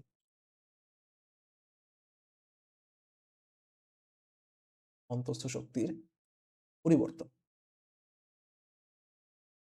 আর আমি যদি বলি যে এই যে ইয়া আছে, ওয়েট, ডব্লিউ আছে, এটা দ্বারা কি বোঝায়, এটা হচ্ছে আমাদের যে কাজের যে পরিবর্তন বা যে কাজটা হয় এটা মূলত আমরা এটা দ্বারা বুঝি, আমাদের যে কাজটা হয় এটা মূলত আমরা এটা দ্বারা বুঝি। ওকে, এটা দ্বারা তাহলে আমাদের কি বোঝায়, এইট, এটা দ্বারা বোঝায় আমাদের যে কাজ বা কাজের পরিবর্তন বলতে পার। ওকে, ডেল ডাব্লিউ যেহেতু আমাদের যতটুকু কাজ হয়েছে বা কৃত কাজ। এখানে আমাদের এই যে ডেল ডাব্লিউ এটার একটা ভালো একটা সূত্র আছে, মনে রাখবা। এই যে del W is equal to আমাদের বলা হয় পি ডেল ভি। পি মানে তো আমাদের বোঝায় কি আমাদের চাপ, ডেল ভি মানে কি আমাদের আয়তনের যে চেঞ্জ আমাদের। ওকে, মানে আয়তন, ভি দ্বারা হচ্ছে আমাদের আয়তনের যে পরিবর্তন। ওকে, আয়তনের পরিবর্তন এটা বোঝায়। ওকে, এই এইটা দিয়ে অনেক ম্যাথ আসে, আমরা সামনে দেখবো। ঠিক আছে, তো আশা করি clear. Del Q is equal to del U plus del W. এখানে ডেল কিউ দ্বারা বোঝায় আমরা হচ্ছে তাপ শক্তির পরিবর্তন, ডেল ইউ দ্বারা অন্তস্থ শক্তির পরিবর্তন, এবং ডেল ডাব্লিউ দ্বারা হচ্ছে আমাদের কৃত কাজ। ওকে ওকে, আমরা যদি এখন কৃত কাজ কখন পজিটিভ কখন নেগেটিভ এইটা যদি একটু আমরা বুঝতে চাই, জাস্ট এখানে মাঝে মাঝে একটু মনে রাখবা, আমাদের যখন পজিটিভ বলবে, সাপোজ ধরো ডি কিউ ডিইউ আমাদের ডিডাব্লিউ, কোনটা কখন পজিটিভ কখন নেগেটিভ এইটা একটু আমরা জেনে রাখবো, বুঝছো, এগুলো একটু আমরা জেনে রাখবো। কোনটা কখন কি মনে রাখবা, বাইরে থেকে সিস্টেম যদি তাপ শক্তি প্রদান হয়, যে টেম্পারেচার, যদি আমরা এই যে টেম্পারেচার আছে টেম্পারেচার দেই, টেম্পারেচার বাড়াই, বাইরে থেকে যদি টেম্পারেচার আমরা দেই তাহলে এটা হচ্ছে মানে পজিটিভ, টেম্পারেচার দিলে পজিটিভ। এখন যদি টেম্পারেচার বাড়াই তাহলে যে অভ্যন্তরীণ শক্তি এটা বৃদ্ধি পাবে, এটা কি বৃদ্ধি পাবে, এটা বৃদ্ধি পেলে এটাও পজিটিভ। যদি এইটা বৃদ্ধি পায় তাহলে সিস্টেম দ্বারা কাজ হবে, সিস্টেম দ্বারা কাজ হবে, তাহলে এটাও আমাদের পজিটিভ। ওকে, আর যদি যদি এইটা তাপ না দিয়ে বর্জন করে, তাপ কি করে বর্জন করে, তাপ গ্রহণ না করে তাপ বর্জন করে, তখন এটা হবে আমাদের নেগেটিভ। আর তাপ বর্জন করলে আমাদের যে অন্তস্থ শক্তি আছে সেটা কমবে, নেগেটিভ। আর যদি ডিডাব্লিউ এর মান যদি আয়তন কমে, অন্তস্থ শক্তির মান কমলে আমাদের যে সিস্টেম দ্বারা কৃত কাজ না হয়ে সিস্টেমের উপর কাজ হবে, বা আমরা অন্যভাবে বলতে পারি আমাদের যে আয়তনটা আছে সেইটা কমে যাবে। কমবে, তখন আমাদের নেগেটিভ। এখানে একটা জিনিস, এত কিছু অনেকের হয়তোবা মাথায় ঢুকবে না ভাইয়া। এখানে আমি জাস্ট একটা জিনিস বলি ভাইয়া তোমাদেরকে, যে ধরো কোন একটা সিস্টেম এরকম। এই সিস্টেমে তুমি তাপ দিছো, ডেল টি পরিমাণ দিছো। এই সিস্টেমটা এখান থেকে আমাদের এটার আকারটা আরো একটু বড় হয়ে গেল। এইটার ইয়াটা এখান থেকে শুরু করে এটার ইয়াটা একটু বাড়লো না? এটার যে ইয়াটা আছে, মানে যে ভিটা আছে, এই ভিটা বাড়লো না চারপাশে? তাপ গ্রহণ করে ভিটা বাড়লো না? তাহলে এখানে কিন্তু কয়েকটা জিনিস হইলো। প্রথম কথা হলো এদের যে ডি ডব্লিউ এর মান, আমরা যে এইখানে আমরা কিন্তু আমাদের প্রথম কথা হচ্ছে যে ডি কিউ এর মান বা ডেল কিউ এর মান, তাপ কিন্তু এখানে বাড়ছে। আচ্ছা, অন্তস্থ শক্তি, অন্তস্থ শক্তি বাড়ছে বলেই কিন্তু আমাদের এখানে আয়তনটা বাড়ছে। অন্তস্থ শক্তি বাড়ছে বলেই কিন্তু আমাদের আয়তনটা বাড়ছে। আর আয়তন বাড়ছে মানে আমাদের কাজ হইছে। আয়তন বাড়ছে মানে কি? আমাদের যে ডব্লিউ এটা হইছে, মানে আমাদের কাজ হইছে। ওকে? আর যদি এই জিনিসটাই একটু উল্টা হইতো, বুঝছো? তো ধরো এখানে আরেকটা বস্তু, আচ্ছা, এই একটা বস্তু, এইটা হতে আমাদের কি হলো? এরকম আরেকটা বস্তু আসলো। আর ছোট হয়ে গেল। আমাদের আরো ছোট আরেকটা বস্তু আসলো। তো এখন তখন এখানে কি হইলো? এখানে যে জিনিসটা ভিতরের দিকে এটা যেটা ছিল তার থেকে ছোট হয়ে গেল না? যদি ছোট হয়ে যায় তার মানে এটা তাপ বর্জন করছে। যদি ছোট হয়ে যায় তার মানে এটা তাপ বর্জন করছে। তো এক কথায় যেহেতু তাপ বর্জন করছে তার মানে এই যে ডেল কিউ, এটা নেগেটিভ হবে, মানে ডেল কিউর যে ডেল কিউ তো না, মানে তাপমাত্রা, মানে এটা তো আমরা জাস্ট পরিবর্তন তো পজিটিভ নেগেটিভ কিছু হয় না ভাইয়া। আমরা বলতে চাইতেছি যে এখানে তাপ বাড়ছে, এখানে আমাদের যে অন্তস্থ শক্তি সেইটা বাড়ছে, এখানে ডাব্লিউ এটা বাড়ছে। পক্ষান্তরে এইখানে যদি আমরা বলি, এখানে আমাদের ডেল কিউ এর মান কমছে, মানে সিস্টেম থেকে বের হইছে। ডেল কিউ এর মান কমছে, অন্তস্থ শক্তির পরিমাণ কমছে এবং কাজের পরিমাণ কমছে বা কাজ ঋণাত্মক হইছে, এভাবেও বলতে পারো। তার মানে একটা হচ্ছে কাজ সিস্টেম দ্বারা যদি কাজ হয় তাহলে পজিটিভ, অর্থাৎ সবকিছুর আয়তন বৃদ্ধি পাবে, আয়তন বৃদ্ধি মানে কাজ হওয়া, তাপমাত্রা বাড়া, অন্তস্থ শক্তি বাড়া। পক্ষান্তরে অন্তস্থ শক্তি কমা মানে আয়তন কমে যাওয়া, আয়তন কমা মানে কাজ নেগেটিভ হওয়া, তার মানে তাপ অর্জন করা। ওকে? একটু ক্লিয়ার কিনা আমাকে কমেন্টে জানাইও জিনিসটা। আচ্ছা দেখো ভাইয়া কি বলছে, কোন গ্যাসের আয়তন 5 মিটার কিউব, কোন গ্যাসের আয়তন 5 মিটার কিউব 5 মিটার কিউবে স্থির রেখে এর চাপ 3 প্যাসকেল হতে 8 প্যাসকেল করা হলে কাজের পরিমাণ কত হবে? ওকে, সো এটা খুবই সুন্দর একটা ম্যাথ। আমরা একটু আগেই আমরা দেখে আসলাম কি, del W is equal to P del V, equal to P del V. এখন পি এখানে, পি মানে কি আমাদের ইয়া না, চাপ না? আচ্ছা, পি কতটুকু হয়েছে? 3 প্যাসকেল থেকে ইয়া প্যাসকেল। মজার ব্যাপার হচ্ছে আমাদের আসলে এখানে এই যে এখানে পি দিছে না, এটা আমাদের দেখারই দরকার নেই। এই মানটার দিকে আসারই দরকার নেই। কেন আসার দরকার নেই? এখানে আমাকে জিজ্ঞেস করছে যে কাজের পরিমাণ, তাই না? এখানে আমাকে জিজ্ঞেস করছে এই কাজের পরিমাণ। তো এই কাজের পরিমাণ নির্ণয় করার জন্য দেখো ভাই, আমাদের এখানে আয়তনের যে একটা পরিবর্তন হওয়া লাগবে না? তুমি আয়তন স্থির রেখে কখনো কাজ করতে পারবা? আয়তন স্থির এখানে যদি এই যে ডেল ভি এটাতে একটা পরিবর্তন আমাকে এখানে বসাতে হবে। তো এখানে যদি আমি এটা না বসাই, যদি আমি এটা না বসাই তাহলে কি হইতেছে ভাইয়া? এই যে এটা 0 না? এটা আমাদের 0 না? তো এইটা যদি 0 হয় তার মানে P ইনটু 0, তার মানে কি? কাজের যে পরিবর্তন বা কাজের যে পরিমাণ বা কৃতকাজ সেইটা আমাদের 0 না? তাহলে আমাদের এখানে কৃতকাজ 0। ওকে? তো একটু প্রশ্নটা দেখতে হবে যে কি বলছে, তারপর আমাদের আনসার করতে হবে। তো মানে নরমাল যে সূত্র del W is equal to P del V, এই সূত্র থেকে আমাদের যেহেতু আয়তনের কোনো পরিবর্তন এখানে নাই, তার মানে এখানে কাজের পরিমাণ 0। ওকে? এবার আমরা আরো একটা ম্যাথ দেখি, যেটা অনেক জায়গায় আসছে, ঢাকা ইউনিভার্সিটি, খুলনা ইউনিভার্সিটি, রাজশাহী ইউনিভার্সিটিতে। দেখো ভাই, 10 মোল গ্যাসের রুদ্ধতাপীয় প্রসারণের সময় 100 জুল কাজ সম্পাদিত হয়, অন্তস্থ শক্তির পরিবর্তন কত? আমাদের আমরা টাইপ ওয়াইজ আগাচ্ছি, সকল টাইপ আমরা কমপ্লিট করতেছি যাতে করে আমরা পরীক্ষায় আসলে পারি। ওকে, কোন ইউনিভার্সিটিতে আসছে এটা মেইন কথা না, আমরা যেন পরীক্ষায় আসলে এই টাইপের ম্যাথ আসলে যেন পারি, সেটা আমাদের মুখ্য বিষয়। এবং একই ইউনিভার্সিটির ম্যাথ কিন্তু অন্য ইউনিভার্সিটিতে অহরহ এসে থাকে। ওকে, সো দেখো ভাইয়া, আমাদের বলছে যে মানে রুদ্ধতাপীয় প্রক্রিয়া, এখানে বলছে কি রুদ্ধতাপীয় প্রক্রিয়া। এখন যেহেতু আমাদের রুদ্ধতাপীয় প্রক্রিয়া বলছে, আমরা নরমালি একটা সূত্র জানি না, যে DQ is equal two DU plus DW, এটাকে আমরা ডেল দিয়েও লিখতে পারি। এখন এখানে যেহেতু রুদ্ধতাপীয় প্রক্রিয়া বলছে, তার মানে এইখানে আমাদের যে ডিকিউ আছে না, বা তাপের যে পরিবর্তন আছে না, ডিকিউ, এটা 0। রুদ্ধতাপীয় প্রক্রিয়া তাপের পরিবর্তন, যেহেতু তাপটা রুদ্ধ, এভাবে মনে রাখবা, রুদ্ধ তাপ, তাপের কোনো পরিবর্তন হয় না, তাপের কোনো চেঞ্জ নেই। তার মানে আমরা বলতে পারি এইটা হচ্ছে আমাদের জিরো। মানে জিরো ইজ ইকুয়াল টু, এখানে দেখো কত জুল কাজ সম্পাদিত হয় বলে দিস, কত জুল কাজ, 100 জুল কাজ আমাদের এখানে সম্পাদিত হয়। তার মানে এখানে হবে আমাদের, দেখো ভাইয়া, যে আমরা যদি বলি ডিউ প্লাস 100 বা 100 জুলও লিখতে পারো, সুতরাং dU is equal to minus 100 joule. Okay, so অন্তস্থ শক্তির যে পরিবর্তন, এটা আমরা বের করলাম। তাহলে আমাদের অন্তস্থ শক্তির পরিবর্তন হচ্ছে -100 জুল। এখানে মাইনাসটা দেখে ভয় পাওয়ার প্রয়োজন নাই, এখানে মাইনাসটা শুধুমাত্র দেওয়া হয়েছে যে কাজটা ঋণাত্মক হয়েছে, বা অন্তস্থ শক্তি মানে কি হয়েছে, কমছে, তাই না? মানে যেহেতু তাপের আদান প্রদান নাই, যদি কাজ হয়, কাজটা আসলে অন্তস্থ শক্তি দ্বারা হয়েছে, আর অন্তস্থ শক্তি দ্বারা কোনো কাজ হইলে তাপের আদান প্রদান না হলে, যেহেতু শুধুমাত্র অন্তস্থ শক্তি ব্যয়িত হয়েছে, মানে এটা শুধুমাত্র অন্তস্থ শক্তিতে ব্যয় হয়েছে বা কমছে, এইটাই মূলত এখানে বুঝাইছে। ঠিক আছে, ওকে। সো অন্তস্থ শক্তির পরিবর্তনটা কত, -100 জুল। পরিবর্তনটা হচ্ছে কত, -100 জুল, মানে নেগেটিভ পরিবর্তন। ওকে, আচ্ছা। এবার আমরা আরেকটা ম্যাথ দেখবো, যেটা রাজশাহী ইউনিভার্সিটি এবং জাহাঙ্গীরনগর ইউনিভার্সিটিতে আসছে। বলতেছে কোন সিস্টেম পরিবেশ থেকে 800 জুল তাপশক্তি শোষণ করায় এর অন্তস্থ শক্তি 500 জুল বৃদ্ধি পেল, সম্পাদিত কাজের পরিমাণ নির্ণয় করো। সো আমরা সেই আগের একটা সূত্র যে আমরা পড়ছিলাম, কি পড়ছিলাম, যে del Q is equal to del U plus del W, এই সূত্র দ্বারা কিন্তু সহজে করতে পারি। ওকে, সো আমাদের এখানে দেখো পাশে যদি আমরা জিনিসগুলো একটু লিখি, যে কি কি আমাদের দেওয়া আছে, পরিবেশ থেকে আমরা কি কি পাইছি। দেখো ভাইয়া, আমাদেরকে বলছে যে 800 জুল তাপশক্তি শোষণ করছে, 800 জুল তাপশক্তি শোষণ করছে। তার মানে কি, তাপশক্তি যদি শোষণ করে, আমাদের ডেল কিউর মান কত, 800 জুল গেল। অন্তস্থ শক্তি কতটুকু বৃদ্ধি পেলো, আমাদের যে অন্তস্থ শক্তি, এটা 500 জুল বৃদ্ধি পাইছে। 500 জুল যদি বৃদ্ধি পায়, আমাদের del U is equal to 500 joule, del U is equal to 500 joule.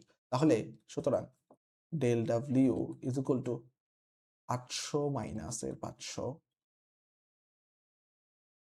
Is equal to 300 joule.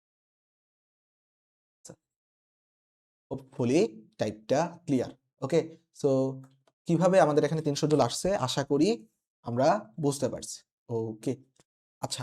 এবার একটা ম্যাথ দেখো ভাইয়া, বলতেছি একটি সিস্টেম গ্যাসের চাপ 1 ইন্টু 10⁵ প্যাসকেল স্থির রেখে 600 কিলোজুল তাপশক্তি সরবরাহ করা হলো। এই প্রক্রিয়ায় সিস্টেমটির আয়তন 1.5 মিটার কিউব থেকে খুব ধীরে ধীরে প্রসারিত হয়ে 2 ইন্টু মানে 2 মিটার কিউব হলো। অন্তস্থ শক্তির পরিবর্তন। ওকে, সো আমরা অন্তস্থ শক্তির পরিবর্তন মূলত এখানে নির্ণয় করব। ওকে, আচ্ছা। দেখো ভাইয়া, আমরা যদি একটু বলি অন্তস্থ শক্তির পরিবর্তন, এখন অন্তস্থ শক্তির মানে যেহেতু শক্তি বলছে এবং অন্তস্থ শক্তির পরিবর্তন বলছে, আমরা নরমালি যখন আমরা শক্তি বলি, আমরা কিভাবে ম্যাথ করি, আমরা আমরা জানি কি DQ is equal two DW, ওই সূত্রটা তো আমরা জানি। এখান থেকে আমরা কি লিখতে পারি ভাইয়া, আমাদের যে নরমাল সূত্র, আমরা জানি যে কি del Q is equal to del U plus del W. এখানে আমরা এক পাশে কি কি আমরা পেয়েছি উপাত্তগুলো একটু লিখে দিই। ঠিক আছে, আচ্ছা। আমরা প্রথমে দেখো ভাইয়া, চাপ চাপ দেওয়া আছে। আহ চাপ তো আমরা পরে লাগবে, আমাদের আগে আমরা চাপ, আচ্ছা, লিখে নিই। ওকে, সো 1 ইন্টু 10⁵ প্যাসকেল। আচ্ছা, এইটা হতে একটা সূত্র আমরা জানি না, পি ডেল ভি। চাপ পেলাম, আমাদের ডেল ভি লাগবে। ডেল ভির মান কত, ভি দেখো 1.5 থেকে ইয়া হয়েছে, তার মানে যে পরিবর্তন, ডেল ভির পরিবর্তন কত, 5। ওকে, বা 0.5। ওকে, 0.5 মিটার কিউব। ঠিক আছে, 0.5 মিটার কিউব। ওকে, তারপর ডেল ইউর মান বের করবো। বলতেছে এত কিলোজুল তাপশক্তি সরবরাহ করা হলো। সরবরাহ মানে কত করা হয়েছে, যে আমাদের এত কিলোজুল, কত, 600 কিলোজুল তাপশক্তি আমাদের এখানে সরবরাহ করা হয়েছে। এখন আমরা এখানে মূলত এই ডেল ইউ না, মানে তাপশক্তি যেহেতু, আমরা এখানে ডেল কিউর মান বের করি। ডেল কিউ কত, আমাদের 600 কিলোজুল। এইটাকে যদি আমরা একটু জুলে নিই, তাহলে আমরা লিখতে পারি না 6 ইন্টু 10⁵। দেখো 1000 গুণ করছি, 1000 গুণ করলে আমাদের জুলে চলে গেছে। আচ্ছা, তো সুতরাং আমরা এখানে অন্তস্থ শক্তির পরিবর্তন বা ডিউর মান বের করব, অন্তস্থ শক্তির পরিবর্তন বা ডিউর মান বের করব। ওকে, সো বা ডেল ইউর মান বের করব। ওকে, সো ডেল ইউর মান যদি আমরা বের করি, দেখো ভাই, আমরা বলতে পারি না যে 6 ইন্টু 10⁵, এইটা যদি ওই পাশে চলে যায়, মাইনাস পি ডেল ভি, তার মানে 0.5 ইন্টু 10 টু দি পাওয়ার, আচ্ছা এখানে কি আমরা কোনো করছি যে না আমরা ঠিক আছে 0.5 ইন্টু 10 টু দি পাওয়ার 5, আচ্ছা এইটা লিখতে পারি। কিন্তু তুমি একটু দেখো এই যে পি ডেল ভি জায়গায় কিন্তু এই মানটা কিন্তু আমরা একসাথে বসাইছি। এটা হচ্ছে আমাদের এটা, এইটা হচ্ছে আমাদের এইটা। ওকে, সো মানে পি এর মান হচ্ছে 10 টু দি পাওয়ার 5 আর ডেল ভি হচ্ছে 0.5 মিটার কিউব। ওকে, এটাই জাস্ট আমরা একসাথে গুণ অবস্থায় লিখছি।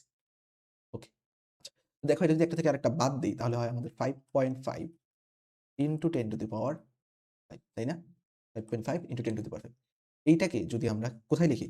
কিলো জুলে লিখি, যেহেতু আমাদের অপশনে কিলো জুলে আমাদের চাইছে। ঠিক আছে, কিলো জুলে কিন্তু আমাদের অ্যান্সারটা আমাদের বের করতে হবে। তো 5.5 যে এটার সাথে আমরা যদি 5.5 into 10 to the power 2 kilo joule লিখি তাহলে সমস্যা আছে কোনো? সমস্যা নাই আশা করি। তার মানে সুতরাং is equal two 550 kilo joule. কত? 550 কিলো জুল। ওকে, তাহলে আমাদের এখানে অ্যান্সার কত? 550 হচ্ছে আমাদের এখানে অ্যান্সার। কিভাবে হইছে বুঝতে পারছো তো? নরমাল সূত্র, জাস্ট কি অঙ্কে আছে এটা আমরা দেখছি, বসাইছি, দেন নরমালি ম্যাথ করছি, অ্যান্সার বের হইছে। ওকে, তো হোপফুলি বুঝতে পারছি। এবার আমরা তাপগতীয় বিভিন্ন প্রক্রিয়া সম্পর্কে একটু জানবো। আমরা জানি আমাদের বইয়ে 4 ধরনের তাপগতীয় প্রক্রিয়া আছে। একটা হচ্ছে সমচাপীয়, সমআয়তনীয়, সমুষ্ণ এবং রুদ্ধতাপীয়।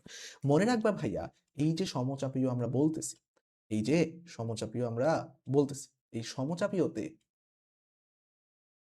চাপ সমান, এটা তো বোঝাই যায়, তাই না? সমচাপীয় মানে হচ্ছে আমাদের চাপ সমান। সেইম ভাবে আমরা যদি আয়তনটাকে সমান ধরি, আয়তনটাকে সমান ধরি, তার মানে এখানে চাপের পর চাপ সমান থেকে আরো হচ্ছে আমাদের চাপের পরিবর্তন সমান। চাপের যে পরিবর্তন সেইটা সেম, চাপের পরিবর্তন সেম, মানে মানে চাপ কখনো চেঞ্জ হবে না, মানে চাপ নো চেঞ্জ। তার মানে সময় আয়তন, তার মানে ডেল ভি এর মান শূন্য। আচ্ছা, ডেল ভি এর মান শূন্য হলে আমরা একটা সূত্র জানি না? একটা সূত্র কি জানি? যে del Q is equal to del U plus del W. এইটা থেকে আবার এই যে ডেল, এইটা ইজ ইকুয়াল টু আমরা লিখতে পারি পি ডেল ভি। এখন এইটা, তার মানে এইটা শূন্য হয়ে যায় না? আর এইটা শূন্য মানে কি? এই পুরাটা শূন্য হয়ে যায় না? পুরাটা যদি শূন্য হয়, সুতরাং সমআয়তনের ক্ষেত্রে আমরা লিখতে পারি del Q is equal to del U. এটা তো লিখতেই পারি সমআয়তনের ক্ষেত্রে del Q divided by del U. কিসের ক্ষেত্রে লিখছি? এটা লিখছি হচ্ছে আমরা সমআয়তনের ক্ষেত্রে। ফুল জিনিসটা আমরা লিখতে পারি কিসের ক্ষেত্রে? সমআয়তনের ক্ষেত্রে। হচ্ছে আমাদের সমআয়তনের আয়তন। আচ্ছা, তারপরে দেখো ভাইয়া সমষ্ণ। নিচের দুইটা একটু বেশি ইম্পর্টেন্ট ভাইয়া। মনে রাখবা এই যে সমষ্ণ হচ্ছে সমান তাপমাত্রা বা টেম্পারেচারের পরিবর্তন সেম। সরি, টেম্পারেচারের কোনো পরিবর্তন নাই। সমান তাপমাত্রা, তাপমাত্রা অলওয়েজ সেম, বা অন্যভাবে বলতে গেলে টি ফিক্সড। এটাতে টি কি ফিক্সড। আর রুদ্ধতাপীয় মানে তাপটাকে সে রুদ্ধ করে রাখতেছে। অর্থাৎ তাপের যে পরিবর্তন এইটা শূন্য। চাপের যে পরিবর্তন এইটা শূন্য। তার মানে সমচাপীয়তে চাপের পরিবর্তন শূন্য, সমআয়তনে আয়তনের পরিবর্তন শূন্য, সমষ্ণতে তাপমাত্রার পরিবর্তন শূন্য, রুদ্ধতাপীয়তে তাপের পরিবর্তন শূন্য। আশা করি এগুলো ক্লিয়ার। তো এবার আমরা দেখো ভাইয়া সমষ্ণ প্রক্রিয়ার বিভিন্ন জিনিসগুলো নিয়ে পড়বো। তো দেখো সমষ্ণ প্রক্রিয়ায় আমরা প্রথম কথা বললাম আমাদের যে তাপমাত্রাটা আছে সেটা স্থির থাকবে। আচ্ছা, ফিক্সড টেম্পারেচার আমাদের কার সূত্রে আছে ভাইয়া? ফিক্সড টেম্পারেচার যদি আমরা বলি তাহলে সেটা কার সূত্রে আছে? সেটা হচ্ছে বয়েলের সূত্রে। তাহলে আমরা মনে রাখবো সমষ্ণ প্রক্রিয়া সেটা হচ্ছে বয়েলের সূত্র মেনে চলে। কার সূত্র মেনে চলে? বয়েলের সূত্র মেনে চলে। আর বয়েলের সূত্র যারা মেনে চলে তাদেরকে আমরা বলি আইসোথার্মিক। বয়েলের সূত্র যারা মেনে চলে আমরা তাদেরকে বলি আইসোথার্মিক। পরীক্ষা কিন্তু মাঝে মাঝে দেয়। তাছাড়া এরপর দেখো, তো বয়েলের সূত্রটা থেকে আমরা লিখতে পারি না P1 V1 is equal to P2 V2। ওকে, আর যেহেতু বয়েলের সূত্র মানে তার মানে সেটা PV is equal to nRT সূত্র মানে, PV is equal to nRT সূত্র মানে। এখন আমাদের মাঝে মাঝে এই যে সমষ্ণ প্রক্রিয়ায় কৃত কাজ, সমষ্ণ প্রক্রিয়ায় কৃত কাজ এইটা আমাদের বের করতে বলে। তো নরমালি আসলে আমাদের এটা দিয়ে ম্যাথ আসে না, কারণ লনের ম্যাথ আসলে আমাদের পরীক্ষা মানে লনের ক্যালকুলেটর যেহেতু নাই, লন দিয়ে আমরা ম্যাথ করতে পারি। ওকে, সো নরমালি এটা দিয়ে আসে না, জাস্ট সূত্রটা যদি এমসিকিউ তে আসে তুমি দেখে চিনতে পারো যে এটা সমষ্ণ প্রক্রিয়ায় কৃত কাজের সূত্র। তাহলে সমষ্ণ প্রক্রিয়ায় কৃত কাজের সূত্রটা কি? W is equal to nRT ln V2 divided by V1 is equal to nRT ln P2 divided by P1, যাতে করে এমসিকিউ তে আসলে ভুল না হয়। এখন এখানে একটা জিনিস তোমাকে আমি বলছিলাম যে সমষ্ণ প্রক্রিয়ায় তাপমাত্রা শূন্য। মনে রাখবা তাপমাত্রার পরিবর্তন যদি শূন্য হয়, সরি আমি ভুল বলছি, তাপমাত্রা শূন্য না, তাপমাত্রার পরিবর্তন শূন্য। তাপমাত্রার পরিবর্তন যদি শূন্য হয় তাহলে আমাদের অন্তঃস্থ শক্তির পরিবর্তনও শূন্য। টেম্পারেচারের পরিবর্তন যদি শূন্য হয়, অর্থাৎ টেম্পারেচার যদি ফিক্সড থাকে, তাহলে আমাদের অন্তঃস্থ শক্তির পরিবর্তন শূন্য। অন্তস্থ শক্তির পরিবর্তন হলে আমরা লিখতে পারি del Q is equal to D W. Okay, এই যে সময়তনে আমরা লিখতে পারছি হচ্ছে del Q is equal to del U. আর সমষ্ণ প্রক্রিয়ায় আমরা লিখতে পারবো কি, যে এই যে এটার পরিবর্তন যদি আমাদের শূন্য হয়ে যায়, এটার পরিবর্তন যদি আমাদের শূন্য হয়ে যায়, সুতরাং আমরা লিখতে পারি এই যে ডেল কিউ এইটা থেকেই মূলত, আর এটা থেকে তো আমরা পি ডেল ভি এটা তো আমরা জানি আগে থেকে। আচ্ছা, তো এটার একটা দেখো ভাইয়া গ্রাফ, মানে বয়েলের সূত্রের যে গ্রাফটা এইটাই এখানে দেওয়া আছে। তোমাদেরকে আমি পরিবেশ শোষণে দেখাইছি আসলে বয়েলের সূত্রের গ্রাফটা কিরকম, এখানে আর বললাম না। তো এই গ্রাফটা আসলে বয়েলের সূত্র থেকে সমষ্ণ প্রক্রিয়ার গ্রাফ হিসেবেও আসতে পারে। আচ্ছা, এবার একটু আমরা সমষ্ণ প্রক্রিয়ার একটা ম্যাথ করব। এর আগে যে সূত্রটা দেখাইলাম ভাইয়া ভাইয়া এই যে W is equal to nRT ln V2 by V1 is equal to nRT ln P2 by P1, এটা যে ম্যাথ আসে না বললাম, বাট একটা যদি আমরা সহজ একটা ম্যাথ প্র্যাকটিস করি, আমরা যেহেতু সবকিছু দেখার একটু ট্রাই করছি, একটা সহজ একটা ম্যাথ প্র্যাকটিস করে নেই। তো দেখো ভাইয়া, আমাদের এখানে এটা সিইউ তে 18-19 সালে আসছে। তো দেখো আমাদের এখানে বলছে যে W is equal to nRT ln V2 divided by V1, এই সূত্র দ্বারা আমরা ম্যাথটা করব। তাহলে দেখো ভাইয়া এখানে n এর মান কত? বলো, এখানে n এর মান কত? n কিন্তু এখানে কত মোল? n কিন্তু আমাদের এখানে 1 মোল। তো n এর মান যেহেতু আমাদের এখানে 1 মোল, তার মানে আমরা লিখতে পারি W is equal to 1 into R এর মান কত? 8.314। আচ্ছা, টেম্পারেচার কত? 127 ডিগ্রি না? তার মানে 127 ডিগ্রি সাথে আমরা অর্থাৎ কি 273 এর সাথে 127 ডিগ্রি যোগ করব, যেহেতু আমরা কেলভিনে নিতে চাই। ওকে, সো যদি যোগ করি তাহলে আমাদের হয় 400। ওকে, 273 প্লাস 127 কত? 400। তারপর দেখো ভাইয়া এখানে আমাদের বলছে যে কি হইছে, 1 মোল কোন গ্যাস এত ডিগ্রি সেলসিয়াস এর আয়তন দ্বিগুণ করা হয়েছে। আয়তনটা কি করা হয়েছে? দ্বিগুণ করা হয়েছে, অর্থাৎ 2v করা হয়েছে। আগে যদি থাকে v, 2v করা হয়েছে, তাই না? তো এখানে সাথে একটা লন আছে, তাই না? লন। ওকে, তো তার মানে কত? 8.314 ইনটু 400 লন 2। আচ্ছা, লন 2 এর মান আমরা বোধহয় ফিজিক্সে কোন একটা জায়গায় পড়ছি, তাই না? লন 2 ইজ ইকুয়াল টু আমরা জানি না, লন 2 ইজ ইকুয়াল টু 0.693, আধুনিক পদার্থবিজ্ঞান চ্যাপ্টারের পরে আসা। ঠিক আছে, 0.693 is equal, ln 2 is equal to 0.693। এই মানটা যদি আমরা একটু জাস্ট বসিয়ে 8.314 ইনটু 400 ইনটু কত? 0.693 ইনটু 0.693, এটা তোমাদের আসবে না, কারণ সিইউতে যেহেতু ক্যালকুলেটর অ্যালাউড, এজন্য এই ম্যাথটা ক্যালকুলেটর দিয়ে করা অনেক সহজ। তুমি জাস্ট ক্যালকুলেটরের মানটা বের করে ফেলবে। তো এটা আসলে খুব একটা কঠিন না, জাস্ট মানটা বের করে ফেলবে। এইজন্য তোমাকে জাস্ট প্রসেসটা দেখাই দিলাম, যাতে তুমি পরীক্ষায় আসলে অন্ততপক্ষে সহজ মান দিয়ে দিলে পারো। ঠিক আছে? আচ্ছা, তারপর দেখো এখন আমরা এনট্রপি সম্পর্কে কথা বলবো। এনট্রপি জিনিসটা আমরা সবার পরে পড়বো, কিন্তু এনট্রপি জিনিসটা আমরা সামনে যে জিনিসটা পড়বো এটার জন্য একটু লাগবে, এইজন্য একটু রাখা। দেখো ভাই, এনট্রপি মানে কি? এনট্রপি মানে হচ্ছে কোনো কিছু বিশৃঙ্খলা। এনট্রপি মানে কি? কোনো কিছু বিশৃঙ্খলা। আমাদের এই যে বিশাল পৃথিবী, প্রতিনিয়ত প্রতিনিয়ত এক একটা জিনিস ওলটপালট হচ্ছে। এখন এনট্রপি হচ্ছে বিশৃঙ্খলার পরিমাণ, তাই না? এনট্রপি হচ্ছে বিশৃঙ্খলার পরিমাণ। মনে রাখবা, সকল কিছু কিন্তু বিশৃঙ্খলা হইলে এটা আবার আগের অবস্থায় ফিরে আসতে পারে না। ব্যাপারটা এমন না শক্তির মতো এক শক্তি থেকে অন্য শক্তিতে নিবা, ঠিক আছে, বাট সবকিছুকে আসলে আগের অবস্থায় আগের ইয়াতে ফিরিয়ে আনা সম্ভব না। তো এই যে আস্তে আস্তে যে পৃথিবী বিশৃঙ্খল হয়ে যাচ্ছে, এনট্রপির পরিবর্তন যদি অনেক বেশি হয়, এটা কিন্তু পৃথিবীর জন্য ক্ষতিকর। এবং বিজ্ঞানীরা বলে থাকে এইভাবে যেভাবে এনট্রপি বৃদ্ধি পাচ্ছে বা যেভাবে বিশৃঙ্খলা বৃদ্ধি পাচ্ছে, এভাবে যদি চলতে থাকে, পৃথিবীর এক সময় তাপীয় মৃত্যু ঘটবে। এনট্রপির ফলে পৃথিবীর তাপীয় মৃত্যু ঘটে। এটা একটু মনে রাখবে, এনট্রপির ফলে কি হয়? পৃথিবীর তাপীয় মৃত্যু ঘটে। আচ্ছা, সো এখন দেখো এনট্রপির একটা সহজ সূত্র আছে, D S divided by D Q divided by T, অর্থাৎ যে তাপের মানে ডিএস মানে এনট্রপির যে পরিবর্তন, এটা যেগুলো কি ডিকিউ ডিভাইডেড বাই টি, এটা আমরা পরে দেখবো। তো এখন দেখো এনট্রপির ক্ষেত্রে প্লাস কখনো হয়, মাইনাস কখনো। মনে রাখবো, সিস্টেম যদি তাপ গ্রহণ করে, আমরা আগেই বলে আসছি, সিস্টেম যদি আমাদের কি হয়, তাপ গ্রহণ করে, তাহলে হচ্ছে আমাদের ডিকিউ পজিটিভ। সিস্টেম যদি তাপ বর্জন করে, তখন আমাদের যে এই ডিকিউটা আছে, এই ডিকিউটা হচ্ছে আমাদের নেগেটিভ। তো এনট্রপি সম্পর্কে আমরা আরো অনেক কথাই বলবো, যে এনট্রপি কোনটা কি না।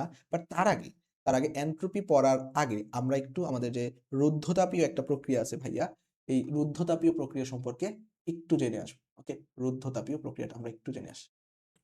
আচ্ছা, রুদ্ধতাপীয় প্রক্রিয়া জিনিসটা কি একটু আমি একটু বলি। রুদ্ধতাপীয় মানে তো তোমাকে আমি আগেই বলে আসছি, তাপটা রুদ্ধ থাকবে, অর্থাৎ তাপের কোনো চেঞ্জ হবে না।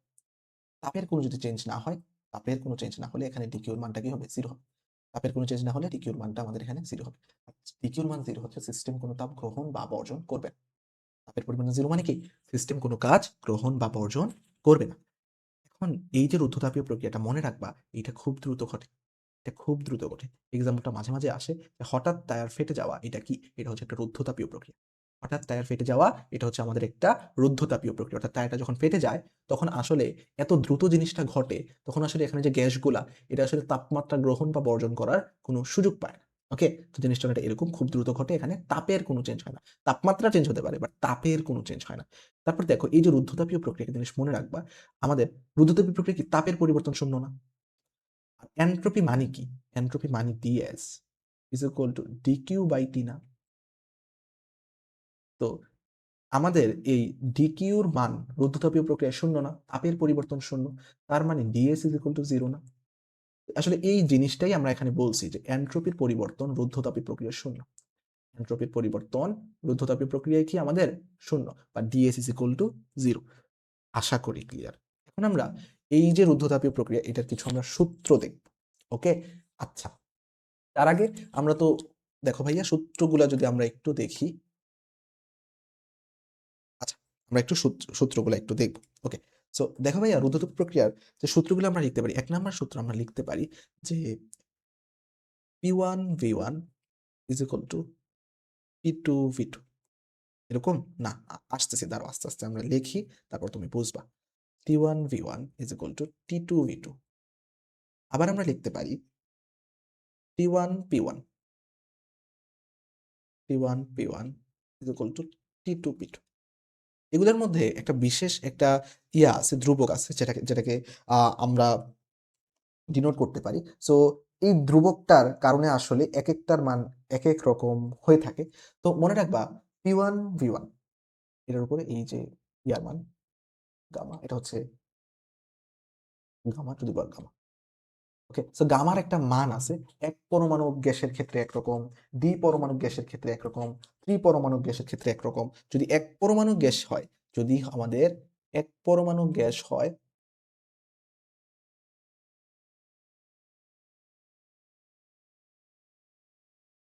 এক পরমাণু গ্যাস হয় তাহলে একরকম, দ্বিপরমাণু হলে একরকম, ত্রিপরমাণু হলে একরকম। সেগুলো তুমি বই থেকে দেখবা যে কোনটার কি ৩ রকম। ওকে? এখন দেখো এখানে কি হবে, এই যে গামার মান, সেকেন্ডটা হচ্ছে ভাইয়া গামা মাইনাস 1, আর থার্ডটা হচ্ছে 1 minus gamma divided by 1 minus gamma divided by. Okay? তো সূত্রটা এভাবেই আসলে আসে, P1 V1 to the power gamma is equal to P2 V2 to the power gamma, আবার T1 V1 is equal two, আমি এভাবে মনে রাখতাম, PV to the power gamma, বুঝছো? PV to the power gamma, TV to the power gamma minus 1, TP to the power 1 minus gamma divided by gamma. Okay? So তুমি গামার মানটা যেভাবে পারো এভাবে মুখস্থ রাখতে পারো, এবং যে সূত্রগুলা যেভাবে পারো সেভাবে মুখস্থ রাখো, কোনো সমস্যা নেই। এখন মজার ব্যাপার হচ্ছে এই সূত্রগুলা জাস্ট চোখের দেখা মনে রাখলেই হয়। চোখের দেখা মনে রাখলেই হয়, এই সূত্রগুলা দিয়ে কোনো ম্যাথ আসে না। কোনো ঘাবড়ানোর প্রয়োজন নাই। চোখের দেখায় জাস্ট মনে রাখলেই পারো। ওকে? মানে জাস্ট সূত্রগুলা মনে রাখবা, এগুলা থেকে কোনো ম্যাথ কখনোই আসবে না। এবার আমরা তাপীয় ইঞ্জিনের ওই দক্ষতা সম্পর্কে জানবো। এটা খুব, খুব ইম্পর্টেন্ট এই টাইপটা। আমরা এখন যে পড়বো সবথেকে ইম্পর্টেন্ট টাইপগুলো আমরা এখন শেষ করব। দেখো ভাইয়া তাপীয় ইঞ্জিন। তো তাপীয় ইঞ্জিনের কথা যখন বলতেছি, নরমালি তাপীয় ইঞ্জিনের ক্ষেত্রে কি হয় ভাইয়া? নরমালি তাপীয় ইঞ্জিনের ক্ষেত্রে কি হয়? এটা যদি আমরা তোমাদের একটু বোঝাই ভাইয়া। ধরো একটা বস্তু আছে যেটা থেকে আমাদের, আবার আরেকটা আমাদের ধরো বস্তু আছে এবং এটা থেকে একটা নিঃসৃত একটা আছে। এখন আমাদের কি হয় জানো? আ এখানে আমাদের একটা কাজ হয়। মাঝখানে আমাদের একটা কাজ হয়। আমি একটু দেখাই তোমাদের তাহলে বুঝবা। মানে এইটা ধরো আমাদের হচ্ছে সিস্টেম। এটা হচ্ছে সিস্টেম, হচ্ছে আমাদের একটা গৃহীত তাপ।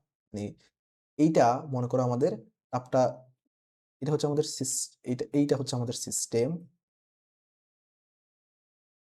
তো সিস্টেমটা মনে করো কোন একটা বস্তু থেকে তাপ গ্রহণ করছে। এটা হতে আমাদের তাপ গ্রহণ করছে। ওকে? কথার কথা ধরো এখানে ৬০০ জুল তাপ গ্রহণ করছে। সিস্টেমে কাজ হইছে, কাজ করে কাজ করে ধরো আমাদের একটা তাপ আমাদের এখানে বর্জন করছে। এটা হচ্ছে আমাদের গৃহীত তাপ। এটা হচ্ছে আমাদের বর্জিত তাপ। বর্জন করছে। ঠিক আছে? তো বর্জন কত করছে? ধরো ৩০০ জুল কাজ। ৩০০ জুল টেম্পারেচার বর্জন করছে। ৩০০ জুল টেম্পারেচার বর্জন করছে। তাহলে আমাদের কমন সেন্স কি বলে? এখানে একটা কাজ হইছে না? সো এই যে কাজটা কতটুকু হবে জানো? কাজটা হবে এই যে যতটুকু তাপ গ্রহণ করছে এবং যতটুকু বর্জন করছে তাদের যে পার্থক্য সেইটাই মূলত আমাদের কাজ হয়েছে, তাই তো? কমন সেন্স তো এটাই বলে। আর 300 জন এটা অপচয় হয়েছে বা এটা আবার সিস্টেমে ফিরে আসছে বা কোনো ফিরে আসলে না আসলে না আসছে, বাট কাজ হয়েছে কতটুকু, যতটুকু গ্রহণ হয়েছে, যতটুকু বর্জন হয়েছে, তাদের যে পার্থক্য সেই পরিমাণই কিন্তু আমাদের কাজ হয়েছে। এটাই মূলত আমাদের বিভিন্ন ধরনের ইঞ্জিনে হয়ে থাকে আর কি। বলছে তাপীয় ইঞ্জিনের ক্ষেত্রে তাহলে কাজের পরিমাণ কি? কাজের পরিমাণ যেগুলো বলে আসলাম, যেই পরিমাণ তাপ গ্রহণ করছি Q1 আর যেই পরিমাণ তাপ বর্জন করছি Q2, এদের যে পার্থক্য, ওকে? তাহলে আমরা এটা থেকে আমরা লিখতে পারি W, যে কাজটা হইছে, এইটা যদি হয় আমাদের Q1, এইটা যদি হয় আমাদের Q2, আমরা বলতে পারি Q1 মাইনাসের Q2। এই জিনিসটাই মূলত ঘটে। আচ্ছা, তাহলে তোমরা জাস্ট সূত্রটা মনে রাখো। সূত্রটা কি? কাজের পরিমাণ W = Q1 মাইনাসের Q2 হচ্ছে সূত্র। আচ্ছা, এখন ইঞ্জিনের দক্ষতা। ইঞ্জিনের দক্ষতার ক্ষেত্রে আমরা কি করি? আদি ডিভাই উপরে পরিবর্তন ইনটু 100% করি না? সূত্রটাকে বোঝো না। আদি উপরে পরিবর্তন ইনটু 100% না? এই জিনিসটাই করছি আসলে। ইঞ্জিনের দক্ষতা is equal to eta is equal to Q1 minus Q2 divided by Q1 into 100%। Okay, এইটা থেকে যদি আমরা একটু ম্যাথ করি তাহলে 1 minus Q2 divided by Q1 into 100% এটা লিখতে পারি। ওকে, তুমি জাস্ট একটু ম্যাথ করো তাহলে বুঝতে পারবা। এখানে একটা জিনিস দেখো ভাইয়া, ইটা ইজ ইকুয়াল টু 0% হলে কি হয়, ইটা ইজ ইকুয়াল টু 100% হলে কি হয়? এটা মানে কি বোঝায়? এটা মানে বোঝায় কর্মদক্ষতা। কোনো কিছুর কর্মদক্ষতা 100% হয় না। কোনো কিছুর কর্মদক্ষতা 100% দিবা কখনো হবে না। কারণ কোনো একটা শক্তি লস হবেই। শক্তি লস অবশ্যই করবে। তার মানে 100% করতে পারে না। আচ্ছা। তো ইটার মান 0% হলে কি বোঝায়? তার মানে বোঝায় এটা কোনো কাজই করে না। ওকে? ইটার মান 0% মানে সকল শক্তি অপচয় হইলে ইটার মান 0% হয়। যদি সকল শক্তি কাজে রূপান্তরিত হয়, যদি সকল শক্তি কাজে রূপান্তরিত হয় তাহলে ইটার মান 100% হয়। ওকে, কিন্তু বাস্তবে তো তা সম্ভব না, তাই না? 100% সম্ভব না, বাট তাত্ত্বিকভাবে যদি এটার মান 100% হয় তাহলে কি হয়? সকল শক্তি আমাদের সকল তাপই আমাদের কাজে পরিণত হয়েছে বা সকল শক্তি আমাদের কাজে লাগছে, তাই না? আচ্ছা, তো এখন এই যে তাপীয় ইঞ্জিনের একটা বিশেষ ধরনের ইঞ্জিন আছে তাপীয় ইঞ্জিনের মধ্যে, এটা হচ্ছে কার্নো ইঞ্জিন। তাপীয় ইঞ্জিনের মধ্যে একটা বিশেষ ধরনের ইঞ্জিন আছে, এটা হচ্ছে কার্নো ইঞ্জিন। কার্নো ইঞ্জিন হচ্ছে একটা প্রত্যাগামী ইঞ্জিন ভাইয়া। কার্নো ইঞ্জিন হচ্ছে একটা প্রত্যাগামী ইঞ্জিন। যদি এটা প্রত্যাগামী ইঞ্জিন হয় তাহলে আমরা এখানে বলতে পারি T1 divided by T2 is equal to Q1 divided by Q2. T1 divided by T2 is equal to Q1 divided by Q2. আচ্ছা, এটাকে আবার আমরা বলতে পারি ইটা is equal to 1 minus Q2 divided by Q1 into 100% লিখা যায়, এবং এইটা থেকে আবার লিখা যায় 1 minus T1 divided by T2 divided by T1 into 100%। তো এই সূত্রগুলো জাস্ট একটু মনে রাখবা। ওকে, কারণ ইঞ্জিনের ক্ষেত্রে আমরা কি লিখতে পারি? T1 divided by T2 is equal to Q1 divided by Q2। আর কর্মদক্ষতার যে সূত্রগুলো ইটার, এগুলো তো তোমরা জানো। এখান থেকে জাস্ট একটা শর্টকাট দেখে রাখো। মাঝে, মাঝে T2 বলে যে কতটুকু আমাদের যে কত পার্সেন্ট কাজে পরিণত হয়েছে এটা আমাদেরকে বলে। তো T2 is equal to 1 minus eta into T1। এই শর্টকাটটা একটু মনে রাখো। ম্যাথ লাগবে। আমরা দেখাবো সামনে কোথায় কাজে লাগে। তো T2 is equal to 1 minus eta into T1। ওকে? আশা করি এতটুকু ক্লিয়ার। এখন দেখো ভাই, আমরা এটা দেখছি। তারপর যদি আমরা বলি, একটি ইঞ্জিন 4200 জুল তাপ গ্রহণ করে 3200 জুল তাপ বর্জন করে। ইঞ্জিনটি দ্বারা উৎপাদিত কাজের পরিমাণ কত? ইঞ্জিনটি দ্বারা যে উৎপাদিত কাজের পরিমাণ, সো আমরা বলতে পারি উৎপাদিত যে কাজ W is equal to গৃহীত তাপ মাইনাস বর্জিত তাপ, না? তার মানে 4200 বিয়োগ 3200 জুল, 3200 জুল, তার মানে 1000 জুল। ম্যাথ কিন্তু সহজ। এখানে দেখো ভাইয়া, সবকিছু আর্জে নিতে বলছে, তাই না? তো আমরা জানি 1 joule is equal to 10 to the power 7 erg. 1 joule, wait, 1 joule equal to 10 to the power 7 erg. Okay, এই জিনিসটা আমরা জানি। ঠিক আছে? এই জিনিসটা জাস্ট আমরা এখানে মানটা বসাতে পারি। এত হলে তাহলে আমরা কোথায়? এত আর্গ, তাই না? সবকিছু দেখো এখানে এককগুলা সবকিছু এখানে 10 টু দি পাওয়ার 8 দিয়ে দিছি। যদি 10 টু দি পাওয়ার 8 দিয়ে লিখি আমরা লিখতে পারি 100 into 10 to the power 8 arch. So এটা কোনটার সাথে মিলে? 100 into 10 to the power 8 arch. এটা হচ্ছে আমাদের এই নাম্বারটার সাথে মিলে। ওকে? আমাদের এই নাম্বারটার সাথে মিলে। তো আশা করি বুঝতে পারছি। আচ্ছা। দেখো, একটি কার্নো ইঞ্জিন 27 ডিগ্রি সেলসিয়াস ও 327 ডিগ্রি সেলসিয়াস তাপমাত্রায় কাজ করে। তাহলে কি হবে? তো 27 ডিগ্রি সেলসিয়াস যে কথা, এটা কেলভিন ইয়াতে সেটা কত? 200 273 যোগ 7, তার মানে কি এটা 300 না? 300 কেলভিন। আর 327 যোগ 273 এটা কি 600 কেলভিন না?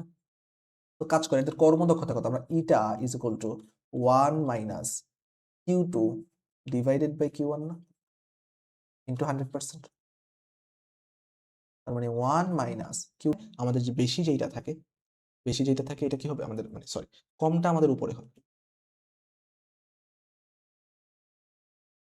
ইকুয়াল টু 1 মাইনাস কি হয় আমাদের half into 100% equal to half into 100%, বুঝাই যেতেছে কত আসবে আমাদের, এটা 50% আসবে।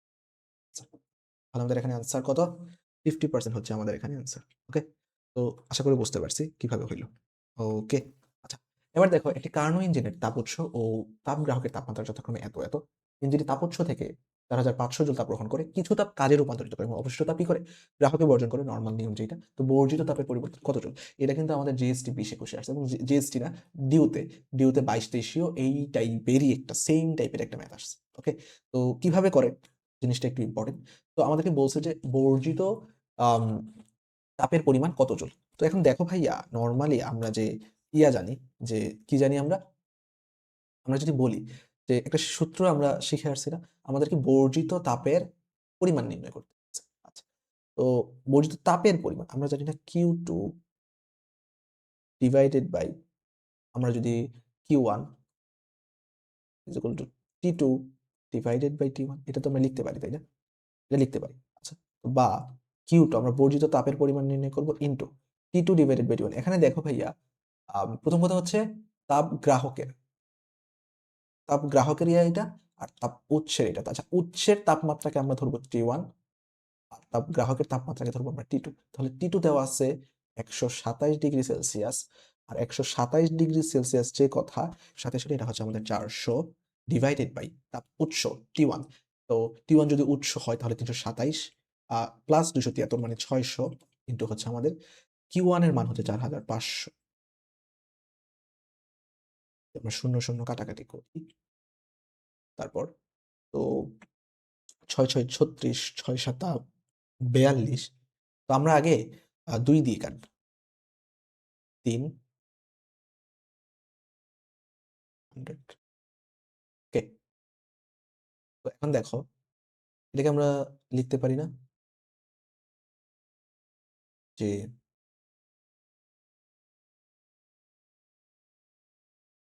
3 15 45,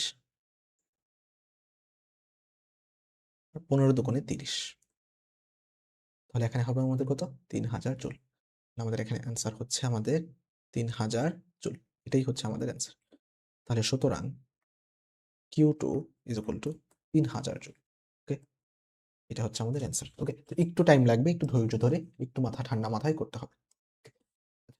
বলছে একটি কার্নো ইঞ্জিনের দক্ষতা 60%, যদি তাপ উৎসের তাপমাত্রা 500 কেলভিন হয়, তবে তাপগ্রাহকের তাপমাত্রা কত। এইটার জন্য আমরা কিন্তু ভাইয়া একটা দেখে আসছিলাম, সূত্র শর্টকাট তোমাদেরকে আমি অলরেডি দেখে আসছি। বলছিলাম যে T2 is equal to 1 minus eta into T1, T2 is equal to 1 minus eta into T1, তাই না? আমরা সূত্রটা লিখবো, T2 is equal to 1 minus eta into T1। এখন দেখো 1 মাইনাস 60%, তাই না? তো 60% মানে কি, 60 ডিভাইডেড বাই 100। তাপমাত্রা কত দেওয়া আছে, 500 কেলভিন, তাই না? আচ্ছা, তাহলে 1 minus 0.6 into 500 equal to 0.4 into 500। 4 5 20, আর একটা শূন্য কমে যাবে, তো 4 5 20 শূন্যর জায়গায় 2 বসাবো, আর বাকি দুটা শূন্য বসে যাবে, মানে 200 কেলভিন। এইখান থেকে যদি আমাদের T2 না বলে T1 বের করতাম, তাহলে তো মনে হয় পারতাম। এই T2 না বলে T1 বের করলে এপাশ পাশ করে দিলেই তো মনে হয় আমরা পারতাম, তাই না? আচ্ছা, ঠিক আছে, আশা করি পারবো। ঠিক আছে, T1 ইজ ইকুয়াল টু বললে 1 মাইনাস ইটাটাকে আমরা ওই পাশে নিয়ে যাবো, এটাই হচ্ছে কথা। ওকে, সো এটা শর্টকাটে করছি আমি। তুমি চাইলে যে লং যে সূত্র সেটাতেও কিন্তু তুমি করতে পারো। ওকে, আশা করি সেই সূত্রটা দিয়েও তোমরা পারবা। এবার দেখো ভাই, রেফ্রিজারেটর কার্যকৃত সহগ থেকে আমাদের ম্যাথ এসে থাকে আসলে। ঠিক আছে, এই একটা জিনিস থেকে, টাইপ থেকে রেফ্রিজারেটর থেকে ম্যাথ আসে, যে রেফ্রিজারেটরের কার্যকৃত সহগ সিওপি, এটাকে কে দ্বারা প্রকাশ করা হয়। তো মনে রাখবা, কে ইজ ইকুয়াল টু গৃহীত তাপ ডিভাইডেড বাই বর্জিত তাপ মাইনাসে গৃহীত। কি বললাম, গৃহীত তাপ ডিভাইডেড বাই বর্জিত মাইনাস গৃহীত। ওকে, তো এই জিনিসটাকে আমরা কি এভাবে লিখতে পারি না, Q1 divided by Q2 minus Q1। এটাকে আমরা চাইলে এভাবেও লিখতে পারি, T1 divided by T2 minus T1। এই জিনিসগুলাতে আমরা লিখতে পারি। একটা ম্যাথ করলে আমাদের কনসেপ্টটা আরো একটু ক্লিয়ার হয়ে যাবে। বলছে একটি রেফ্রিজারেটর শীতল তাপাধার থেকে 450 জুল তাপ গ্রহণ করে উষ্ণ তাপাধারে 600 জুল তাপশক্তি বর্জন করে। রেফ্রিজারেটরটির কার্য সম্পাদন সহগ কত? তো কার্য সম্পাদন কবে? এটাকে ইংলিশে সিওপি অথবা কে দ্বারা প্রকাশ করি। তো এইটা ইজ ইকুয়াল টু আমরা বলছিলাম উপরে কি? উপরে হচ্ছে আমাদের কি? গৃহীত তাপ, তাই না? সো উপরে হচ্ছে আমাদের গৃহীত তাপ। তো গ্রহণ করছে কত? বলছে তাপ এত গ্রহণ করে, তার মানে 450 গৃহীত তাপ ডিভাইডেড বাই বর্জিত মাইনাস এর গৃহীত, তাই না? গৃহীত তাপ ইজ ইকুয়াল টু কি? গৃহীত তাপ ডিভাইডেড বাই বর্জিত মাইনাস গৃহীত, তাই না? তো 450 বিয়োগ করলে কত? 150 আর 1560 তার মানে 3। তাহলে আমাদের এখানে অ্যান্সার হচ্ছে বি নাম্বার হচ্ছে আমাদের অ্যান্সার। ওকে? তো এটা হচ্ছে আমাদের অ্যান্সার। তো এইভাবে আমাদের রেফ্রিজারেটর টপিকটাও শেষ। আমাদের এখন একটা মোস্ট ইম্পোর্টেন্ট একটা টপিক বাকি, সেটা হচ্ছে আমাদের এনট্রপি। ওকে? সো এনট্রপির যে জিনিসটা, এইটা থেকে কিন্তু আমাদের লাস্ট ইয়ারে প্রশ্ন আসছিল। এই এনট্রপি টপিকটা কিন্তু ইম্পোর্টেন্ট। ওকে? সো এই যে এনট্রপি থেকে আমরা যখন বলবো যে এটার কিছু কথাবার্তা আছে, তো দেখো এনট্রপি আমি আরো আগেই বলে এসেছি যে এনট্রপির পরিবর্তন, এটার সূত্র হচ্ছে কি D S is equal to D Q by T. এটা হচ্ছে এনট্রপির সূত্র। এছাড়া আমরা বলতে পারি সিস্টেম তাপ গ্রহণ করলে এটা হচ্ছে পজিটিভ, ডিকিউর মান পজিটিভ, আর যদি তাপ বর্জন করে তাহলে ডিকিউর মান নেগেটিভ। এটা হলো কথাবার্তা। আচ্ছা, এখন এই যে সিস্টেম তাপ গ্রহণ করলো বর্জন করলো, মনে রাখবো শুধুমাত্র যদি দশা পরিবর্তন হয়, সিস্টেমের যদি শুধুমাত্র দশা পরিবর্তন হয়, তাহলে সূত্র হচ্ছে del S is equal to M L F divided by T. M L F divided by T is equal to M L V divided by T. ওকে?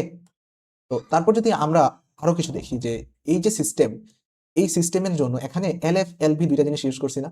এই যে এলএফ, এই যে এলভি, এইগুলো যে ইউজ করছি, দেখো ভাইয়া এলএফ এর মান হচ্ছে বরফ গলনের আপেক্ষিক সুপ্ততাপ, যার মান হচ্ছে 3,36,000 জুল পার কেজি।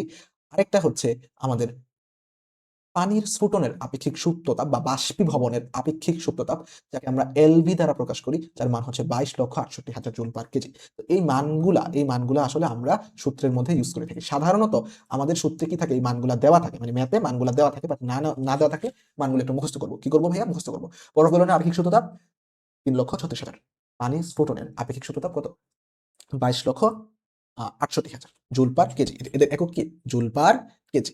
আচ্ছা, এখন দেখো ভাইয়া, এই যে জিনিসটাকে যদি আরো একটু কঠিন করি, আর একটু কঠিন যদি ম্যাথে করতে চাই আর কি, তাহলে জিনিসটা কি হয় ভাইয়া? নর্মালি যদি দশা পরিবর্তন হয়, জাস্ট দশা পরিবর্তন হয়, তাহলে আমি যে সূত্রটা বললাম del S is equal to M L F divided T is equal to M L V divided T, এই সূত্র দিয়ে আমরা করি। তারপর যদি আমাদের দশা পরিবর্তন না হয়, সিস্টেমের তাপমাত্রা বা টেম্পারেচার চেঞ্জ হয়, টেম্পারেচার চেঞ্জ হলে সূত্র হচ্ছে del S is equal to ms ln T two by T one. Del S is equal to ms ln T two by T one. এই সূত্রটা হচ্ছে দশা পরিবর্তনের ক্ষেত্রে। এখন এই জিনিসগুলো আসলে তোমাদের সহজের জন্য আমি কিছু কেস হিসেবে তোমাদেরকে দেখাবো, ঠিক আছে? যে কখন আমরা কোনটা ইউজ করব। আচ্ছা, দেখো ভাইয়া, আমাদের এখানে তিনটা কেস আছে। একটা হচ্ছে কেস 1, কেস 2, কেস 3। দেখো ভাইয়া, কেস 1 এ আমরা বলছি যদি একটা এম ভরের বস্তু 0 ডিগ্রি সেলসিয়াসের বরফ হতে 0 ডিগ্রি সেলসিয়াসের পানি হয়, তাহলে একটা জিনিস ঘটবে। এম ভরের বস্তু 0 ডিগ্রি সেলসিয়াসের পানি হতে 100 ডিগ্রি সেলসিয়াসের বাষ্প হয়, তাহলে একটা জিনিস ঘটবে। আর যদি এই এম ভরের বস্তু θ1 তাপমাত্রা থেকে θ2 তাপমাত্রাতে পৌঁছায়, তাহলে একটা জিনিস ঘটবে। এখন দেখো, এই এম ভরের বস্তু 0 ডিগ্রি সেলসিয়াসের বরফ হতে 0 ডিগ্রি সেলসিয়াসের পানি হলে সূত্র হচ্ছে আমাদের DS is equal to M L F divided by টি।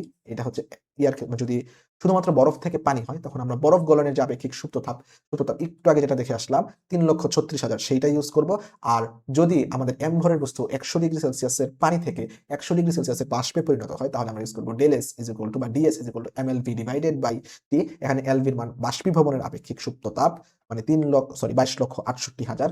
আর এখানে আমাদের যদি θ1 তাপমাত্রা থেকে θ2 তে তাপমাত্রা যায়, তাহলে আমাদের DS is equal to ms ln T two by T one. এখানে মজার ব্যাপার হলো এই যে এগুলা থেকে সাধারণত ম্যাথ দেওয়ার পসিবিলিটি থাকলেও এইটা থেকে আসলে কখনো দেয় না। আর মজার ব্যাপার হচ্ছে এইগুলোর ম্যাথ থেকে কখনোই ম্যাথ দেয় না, কারণ ক্যালকুলেশন গুলা একটু বড় হয়, একটু জটিল হয়। কিন্তু আমাদের লাস্ট পরীক্ষাতে একটা ব্যাপার করছে ভাইয়া, আমাদের লাস্ট পরীক্ষাতে কুমিল্লা ইউনিভার্সিটির পরীক্ষাতে এই ম্যাথ টপিকটা থেকেই একটা ম্যাথ আসছে। এই যে আমাদের লাস্ট যে সূত্রটা আছে dS is equal to ms ln T two by T one, তাপমাত্রার যে পরিবর্তন, এইটা থেকে একটা সূত্র ম্যাথ দিছে। দেখো ভাইয়া, ম্যাথে বলছে 0.01 কেজি পানিকে 0 ডিগ্রি সেলসিয়াসের তাপ, মানে 0 ডিগ্রি সেলসিয়াস হতে 10 ডিগ্রি সেলসিয়াস তাপমাত্রা উত্তপ্ত করা হলো। এন্ট্রপির পরিবর্তন কত হবে? এখানে তাপমাত্রার চেঞ্জ করছে না। আর তাপমাত্রার চেঞ্জের সময় যদি আমাদের এন্ট্রপির পরিবর্তন বের করতে বলে, আমরা যে সূত্রটা শিখছি এইটা দ্বারাই তো আমরা ম্যাথ করবো, তাই না? সো নর্মালি দেয় না, কিন্তু বাট মজার ব্যাপার হলো এই একই টাইপের ম্যাথ আমাদের জিএসটি 24-25 সেশনেও আসছে। ওকে? তার মানে এই টাইপের ম্যাথ কিন্তু তোমাকে একটু করে যেতে হবে। ওকে, ক্যালকুলেটর ছাড়া এটা করা যায় না, আমরা কিন্তু শর্টকাটে করা যায় দেখবো, বাট নর্মালি দেওয়ার কথা না, বাট যেহেতু দিছে আমরা একটু ম্যাথটা করবো, ঠিক আছে? আচ্ছা, তো দেখো ভাইয়া, আমরা নর্মালি যে সূত্রটা, এটা কি জানি? ds is equal to ms ln t2 by t1। আচ্ছা, আমরা সূত্র জানি ds is equal to ms ln t2 divided by t1, 2 divided by t1, এই হচ্ছে আমাদের সূত্র। এখন দেখো ভাইয়া, এই যে তার মানে আমরা ds বের করবো, এন্ট্রপির পরিবর্তন is equal to m এর মান কত দেওয়া আছে? 0.01। s এর মান কত দেওয়া আছে? দেওয়া নেই। এখন s এর মান জানার জন্য তোমাদেরকে একটা জিনিস আমরা মুখস্থ করতে পারবো, s হচ্ছে আমাদের আপেক্ষিক তাপ। আপেক্ষিক তাপ, S হচ্ছে আমাদের আপেক্ষিক তাপ। এগুলা একটু মনে রাখবা। যেমন ধরো পানির আপেক্ষিক তাপ 4200 joule per KG per kelvin, বাষ্পের আপেক্ষিক তাপ 2000, বরফের আপেক্ষিক তাপ 2100। এগুলো একটু মনে রাখবো। এখান থেকে সবচেয়ে বেশি লাগে হচ্ছে আমাদের এই যে পানির আপেক্ষিক তাপটা আছে না, সেটা সবচেয়ে বেশি লাগে। সেকেন্ড ইম্পর্টেন্ট যদি বলি, তোমরা একটু বরফের আপেক্ষিক তাপটা 2100 joule per KG per kelvin for betterment মনে রাখতে পারো। ওকে, সো নরমালি পানির আপেক্ষিক তাপ হচ্ছে কত? 4200 joule per KG per kelvin. বাকিগুলো দেওয়া আছে, তোমরা একটু দেখে নিবা। আচ্ছা, আমরা একটু ম্যাথটাতে আসি। তো এমএস এর মান কত?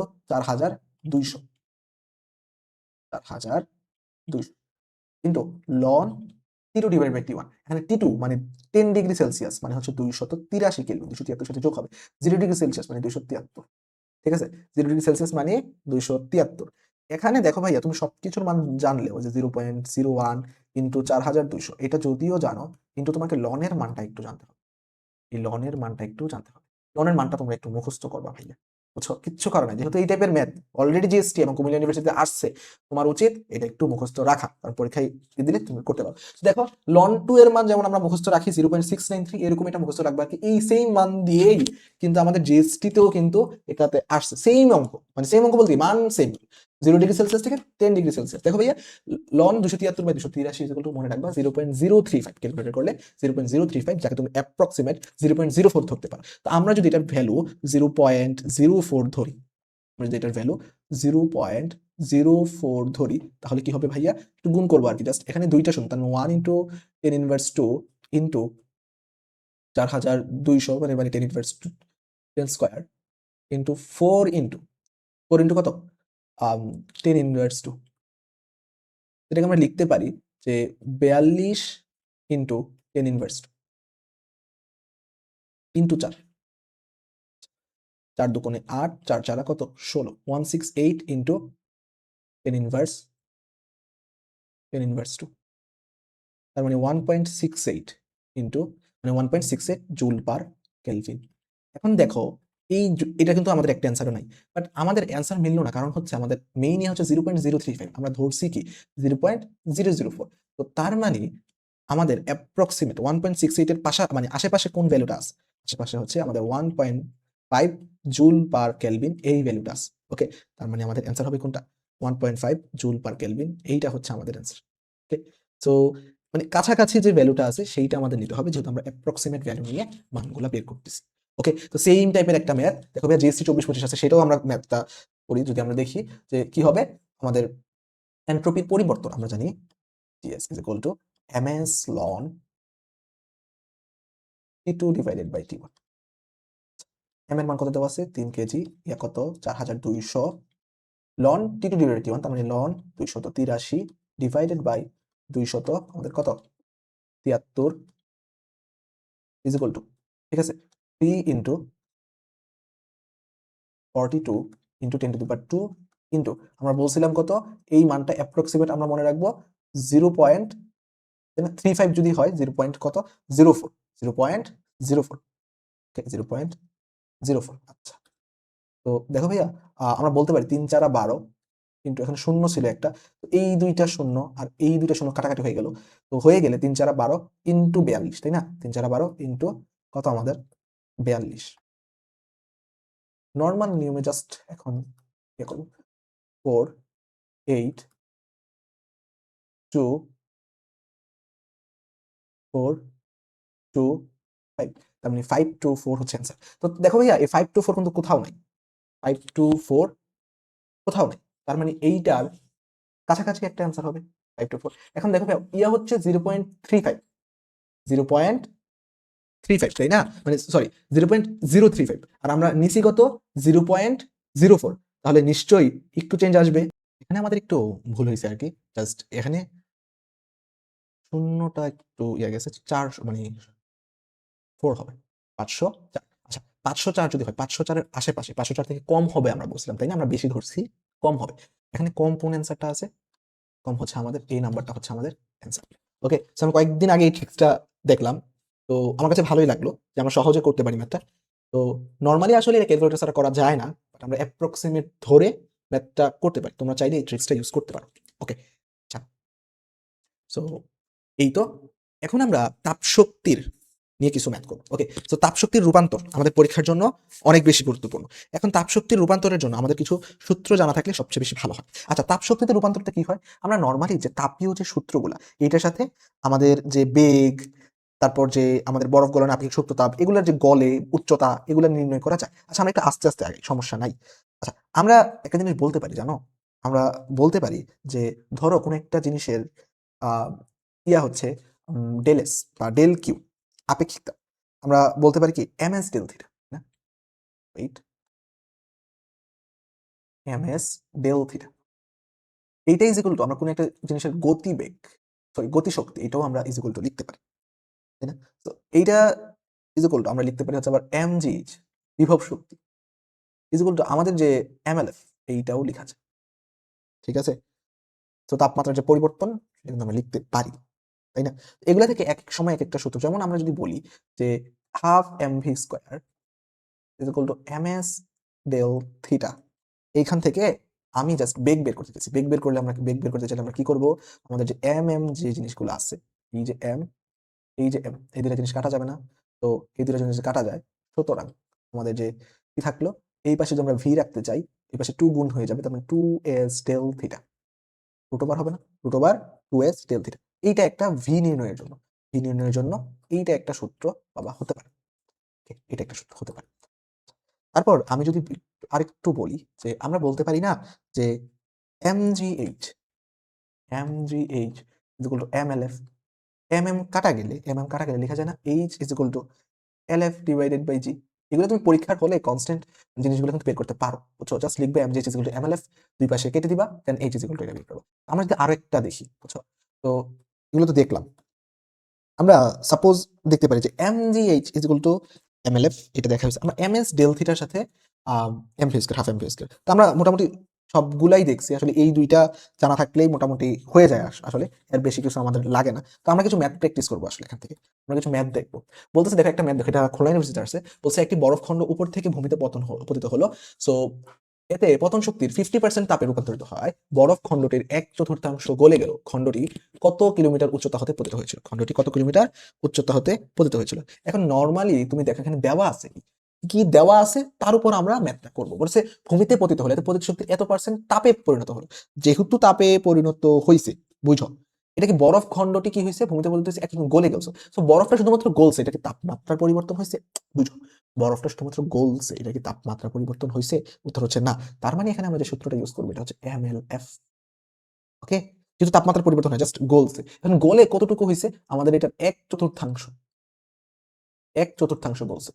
বলছে এটার কত পার্সেন্ট তাপে রূপান্তরিত হয়েছে? বুঝো, 50%। এখন আমাদের উচ্চতা বের করতে বলছে, আমাদের প্রশ্নে আমাদেরকে উচ্চতা বের করতে বলছে। আমাদেরকে যদি আমাদের উচ্চতা বের করতে হয়, তাহলে আমরা এইচ দরকার না? তো এইচ আছে আমাদের কোন সূত্রে? এইচ আছে আমাদের mgh, এই সূত্রে না? এই সূত্রে না? তার মানে যেহেতু এইচ এই সূত্রে আছে, এই জন্য আমরা এই সূত্র ইউজ করছি।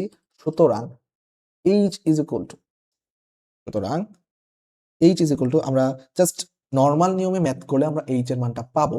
তো ওই পাশে যদি আমাদের জি এর মানটা চলে যায়, বা তার আগে যদি আমরা এই পাশ থেকেই একটু বের করার ট্রাই করি যে এম, ওয়েট, আচ্ছা, তো দেখো ভাইয়া এই ম্যাথটা করার জন্য আমাদের ক্যালকুলেটর প্রয়োজন। ঠিক আছে, তো এখান থেকে তুমি নর্মাল প্রসেস তুমি এইচ এর মান বের করতে পারো। তো যেহেতু খুলনা ইউনিভার্সিটিতে আসছে, এই ম্যাথটা করার জন্য আমাদের ক্যালকুলেটর প্রয়োজন। ক্যালকুলেটর দিয়ে তোমরা সহজে এটার মানটা বের করবে। ক্যালকুলেটর, ওকে, আমি তো আমি জাস্ট প্রসেসটা জেনে রাখো যে কিভাবে আসলে জিনিসগুলো বসাতে হয়। এক পাশে আমাদের mgh, আরেক পাশে mlf ইন্টু 1/4। ওকে, এবং এখানে কিন্তু 50% বসাতে হবে। ঠিক আছে, এখানে 50% না, তাহলে ইন্টু 50 ডিভাইডেড বাই 100, মানে 50% গোলছে না? আমাদের গোলসে কতটুকু? 50%, এই যে শক্তির 50% তাপে রূপান্তরিত হয়েছে, যেহেতু তাপে রূপান্তরিত হয়েছে 50%, তার মানে এখানে 50 divide by 100 into mgh is equal to mlf into 1/4। ক্যালকুলেটরের সাথে ম্যাচ করতে পারা যায়। আচ্ছা, তো এবার একটা হাতে কলমে একটা ম্যাথ করি যে যেটা আরিউতে আসছে, বলছে একটি ধাতব গুলি কত বেগে লক্ষ্যবস্তুকে আঘাত করলে গুলির তাপমাত্রা 0.4 ডিগ্রি সেলসিয়াস বৃদ্ধি পাবে। অর্থাৎ কত বেগে আঘাত করলে 0.4 ডিগ্রি সেলসিয়াস কি পাবে, বৃদ্ধি পাবে। এখন যেহেতু আমাদের এখানে বেগ দরকার, তার মানে কি আমরা হাফ এমভি স্কয়ার সূত্র ইউজ করবো না? বেগ দরকার, তো হাফ এমভি স্কয়ার সূত্র যদি আমরা ইউজ করি, তাহলে আমরা এটা ইজ ইকুয়াল টু আমরা কি জানি, এম এস ডেল থিটা আমরা লিখতে পারি। এটাকে দেখে আসলাম, দুই পাশ থেকে যদি আমরা এম কাটাকাটি করি, v is equal to √2s del theta মাত্র দেখে আসলাম। এখানে দেখো ভাইয়া, √2 এস এর মান দেখো, ধাতুটির আপেক্ষিক তাপ দেওয়া আছে 500 কিন্তু থিটা কত ডিগ্রি সেলসিয়াস বৃদ্ধি পাইছে, ডেল থিটার মান 0.4। জাস্ট নরমালি 4 দুগুণে কত, 8, তাহলে 0.8, 5 8 কত, 40। দেখো ভাই আমি তোমাকে বলি, এটা কত, 0.8 ইন্টু 500। এটাকে লেখা যায় না 50 ইন্টু 8, এটাকে লেখা যায় না 400। এটা যে কথা, এটাকে লেখা যায় না 200 metre per, sorry 20 metre per second. Okay, so তাহলে এটা যে বেগ, এটার আনসার কত হবে, 20 মিটার পার সেকেন্ড। দেখছো, আমাদের এটা কিন্তু আমাদের আরিউতে আসছে। তো ম্যাথগুলো কিন্তু বেশ ইম্পর্টেন্ট। ওকে, সো এই টাইপের সূত্র থেকে আসলে আশা করি পারবো। ওকে, তো দেখো যে এই just m s del theta is equal to half m v square is equal to m g h is equal to mls. এই জিনিসগুলো যদি একটু মাথায় রাখতে পারো, আশা করি পারবা। যেটা রিলেশনটা, যেটার প্রয়োজন হবে তুমি সেইটা বসাই দিবে। ওকে, তো এই গেল, আমরা ম্যাথ করলাম। তো তারপর এই সব কিছু শেষ হলো। তো এই ছিল আমাদের তাপগতিবিদ্যার ভার্সিটি প্রিসাইজ ক্লাস। সো ক্লাসটি কেমন লাগছে তোমরা জানাতে পারো। ওকে, এন্ড সবকিছু তোমরা বুঝতে পারছো কিনা একটু আমাকে জানাবা কাইন্ডলি। সবকিছু, কোনো টপিকে যদি প্রবলেম থাকে অবশ্যই তোমরা কমেন্টে জানাবা। ওকে, সো তাহলে দেখা হচ্ছে নেক্সট ক্লাসে। সে পর্যন্ত সবাই ভালো থাকো। আল্লাহ হাফিজ, আসসালামু আলাইকুম।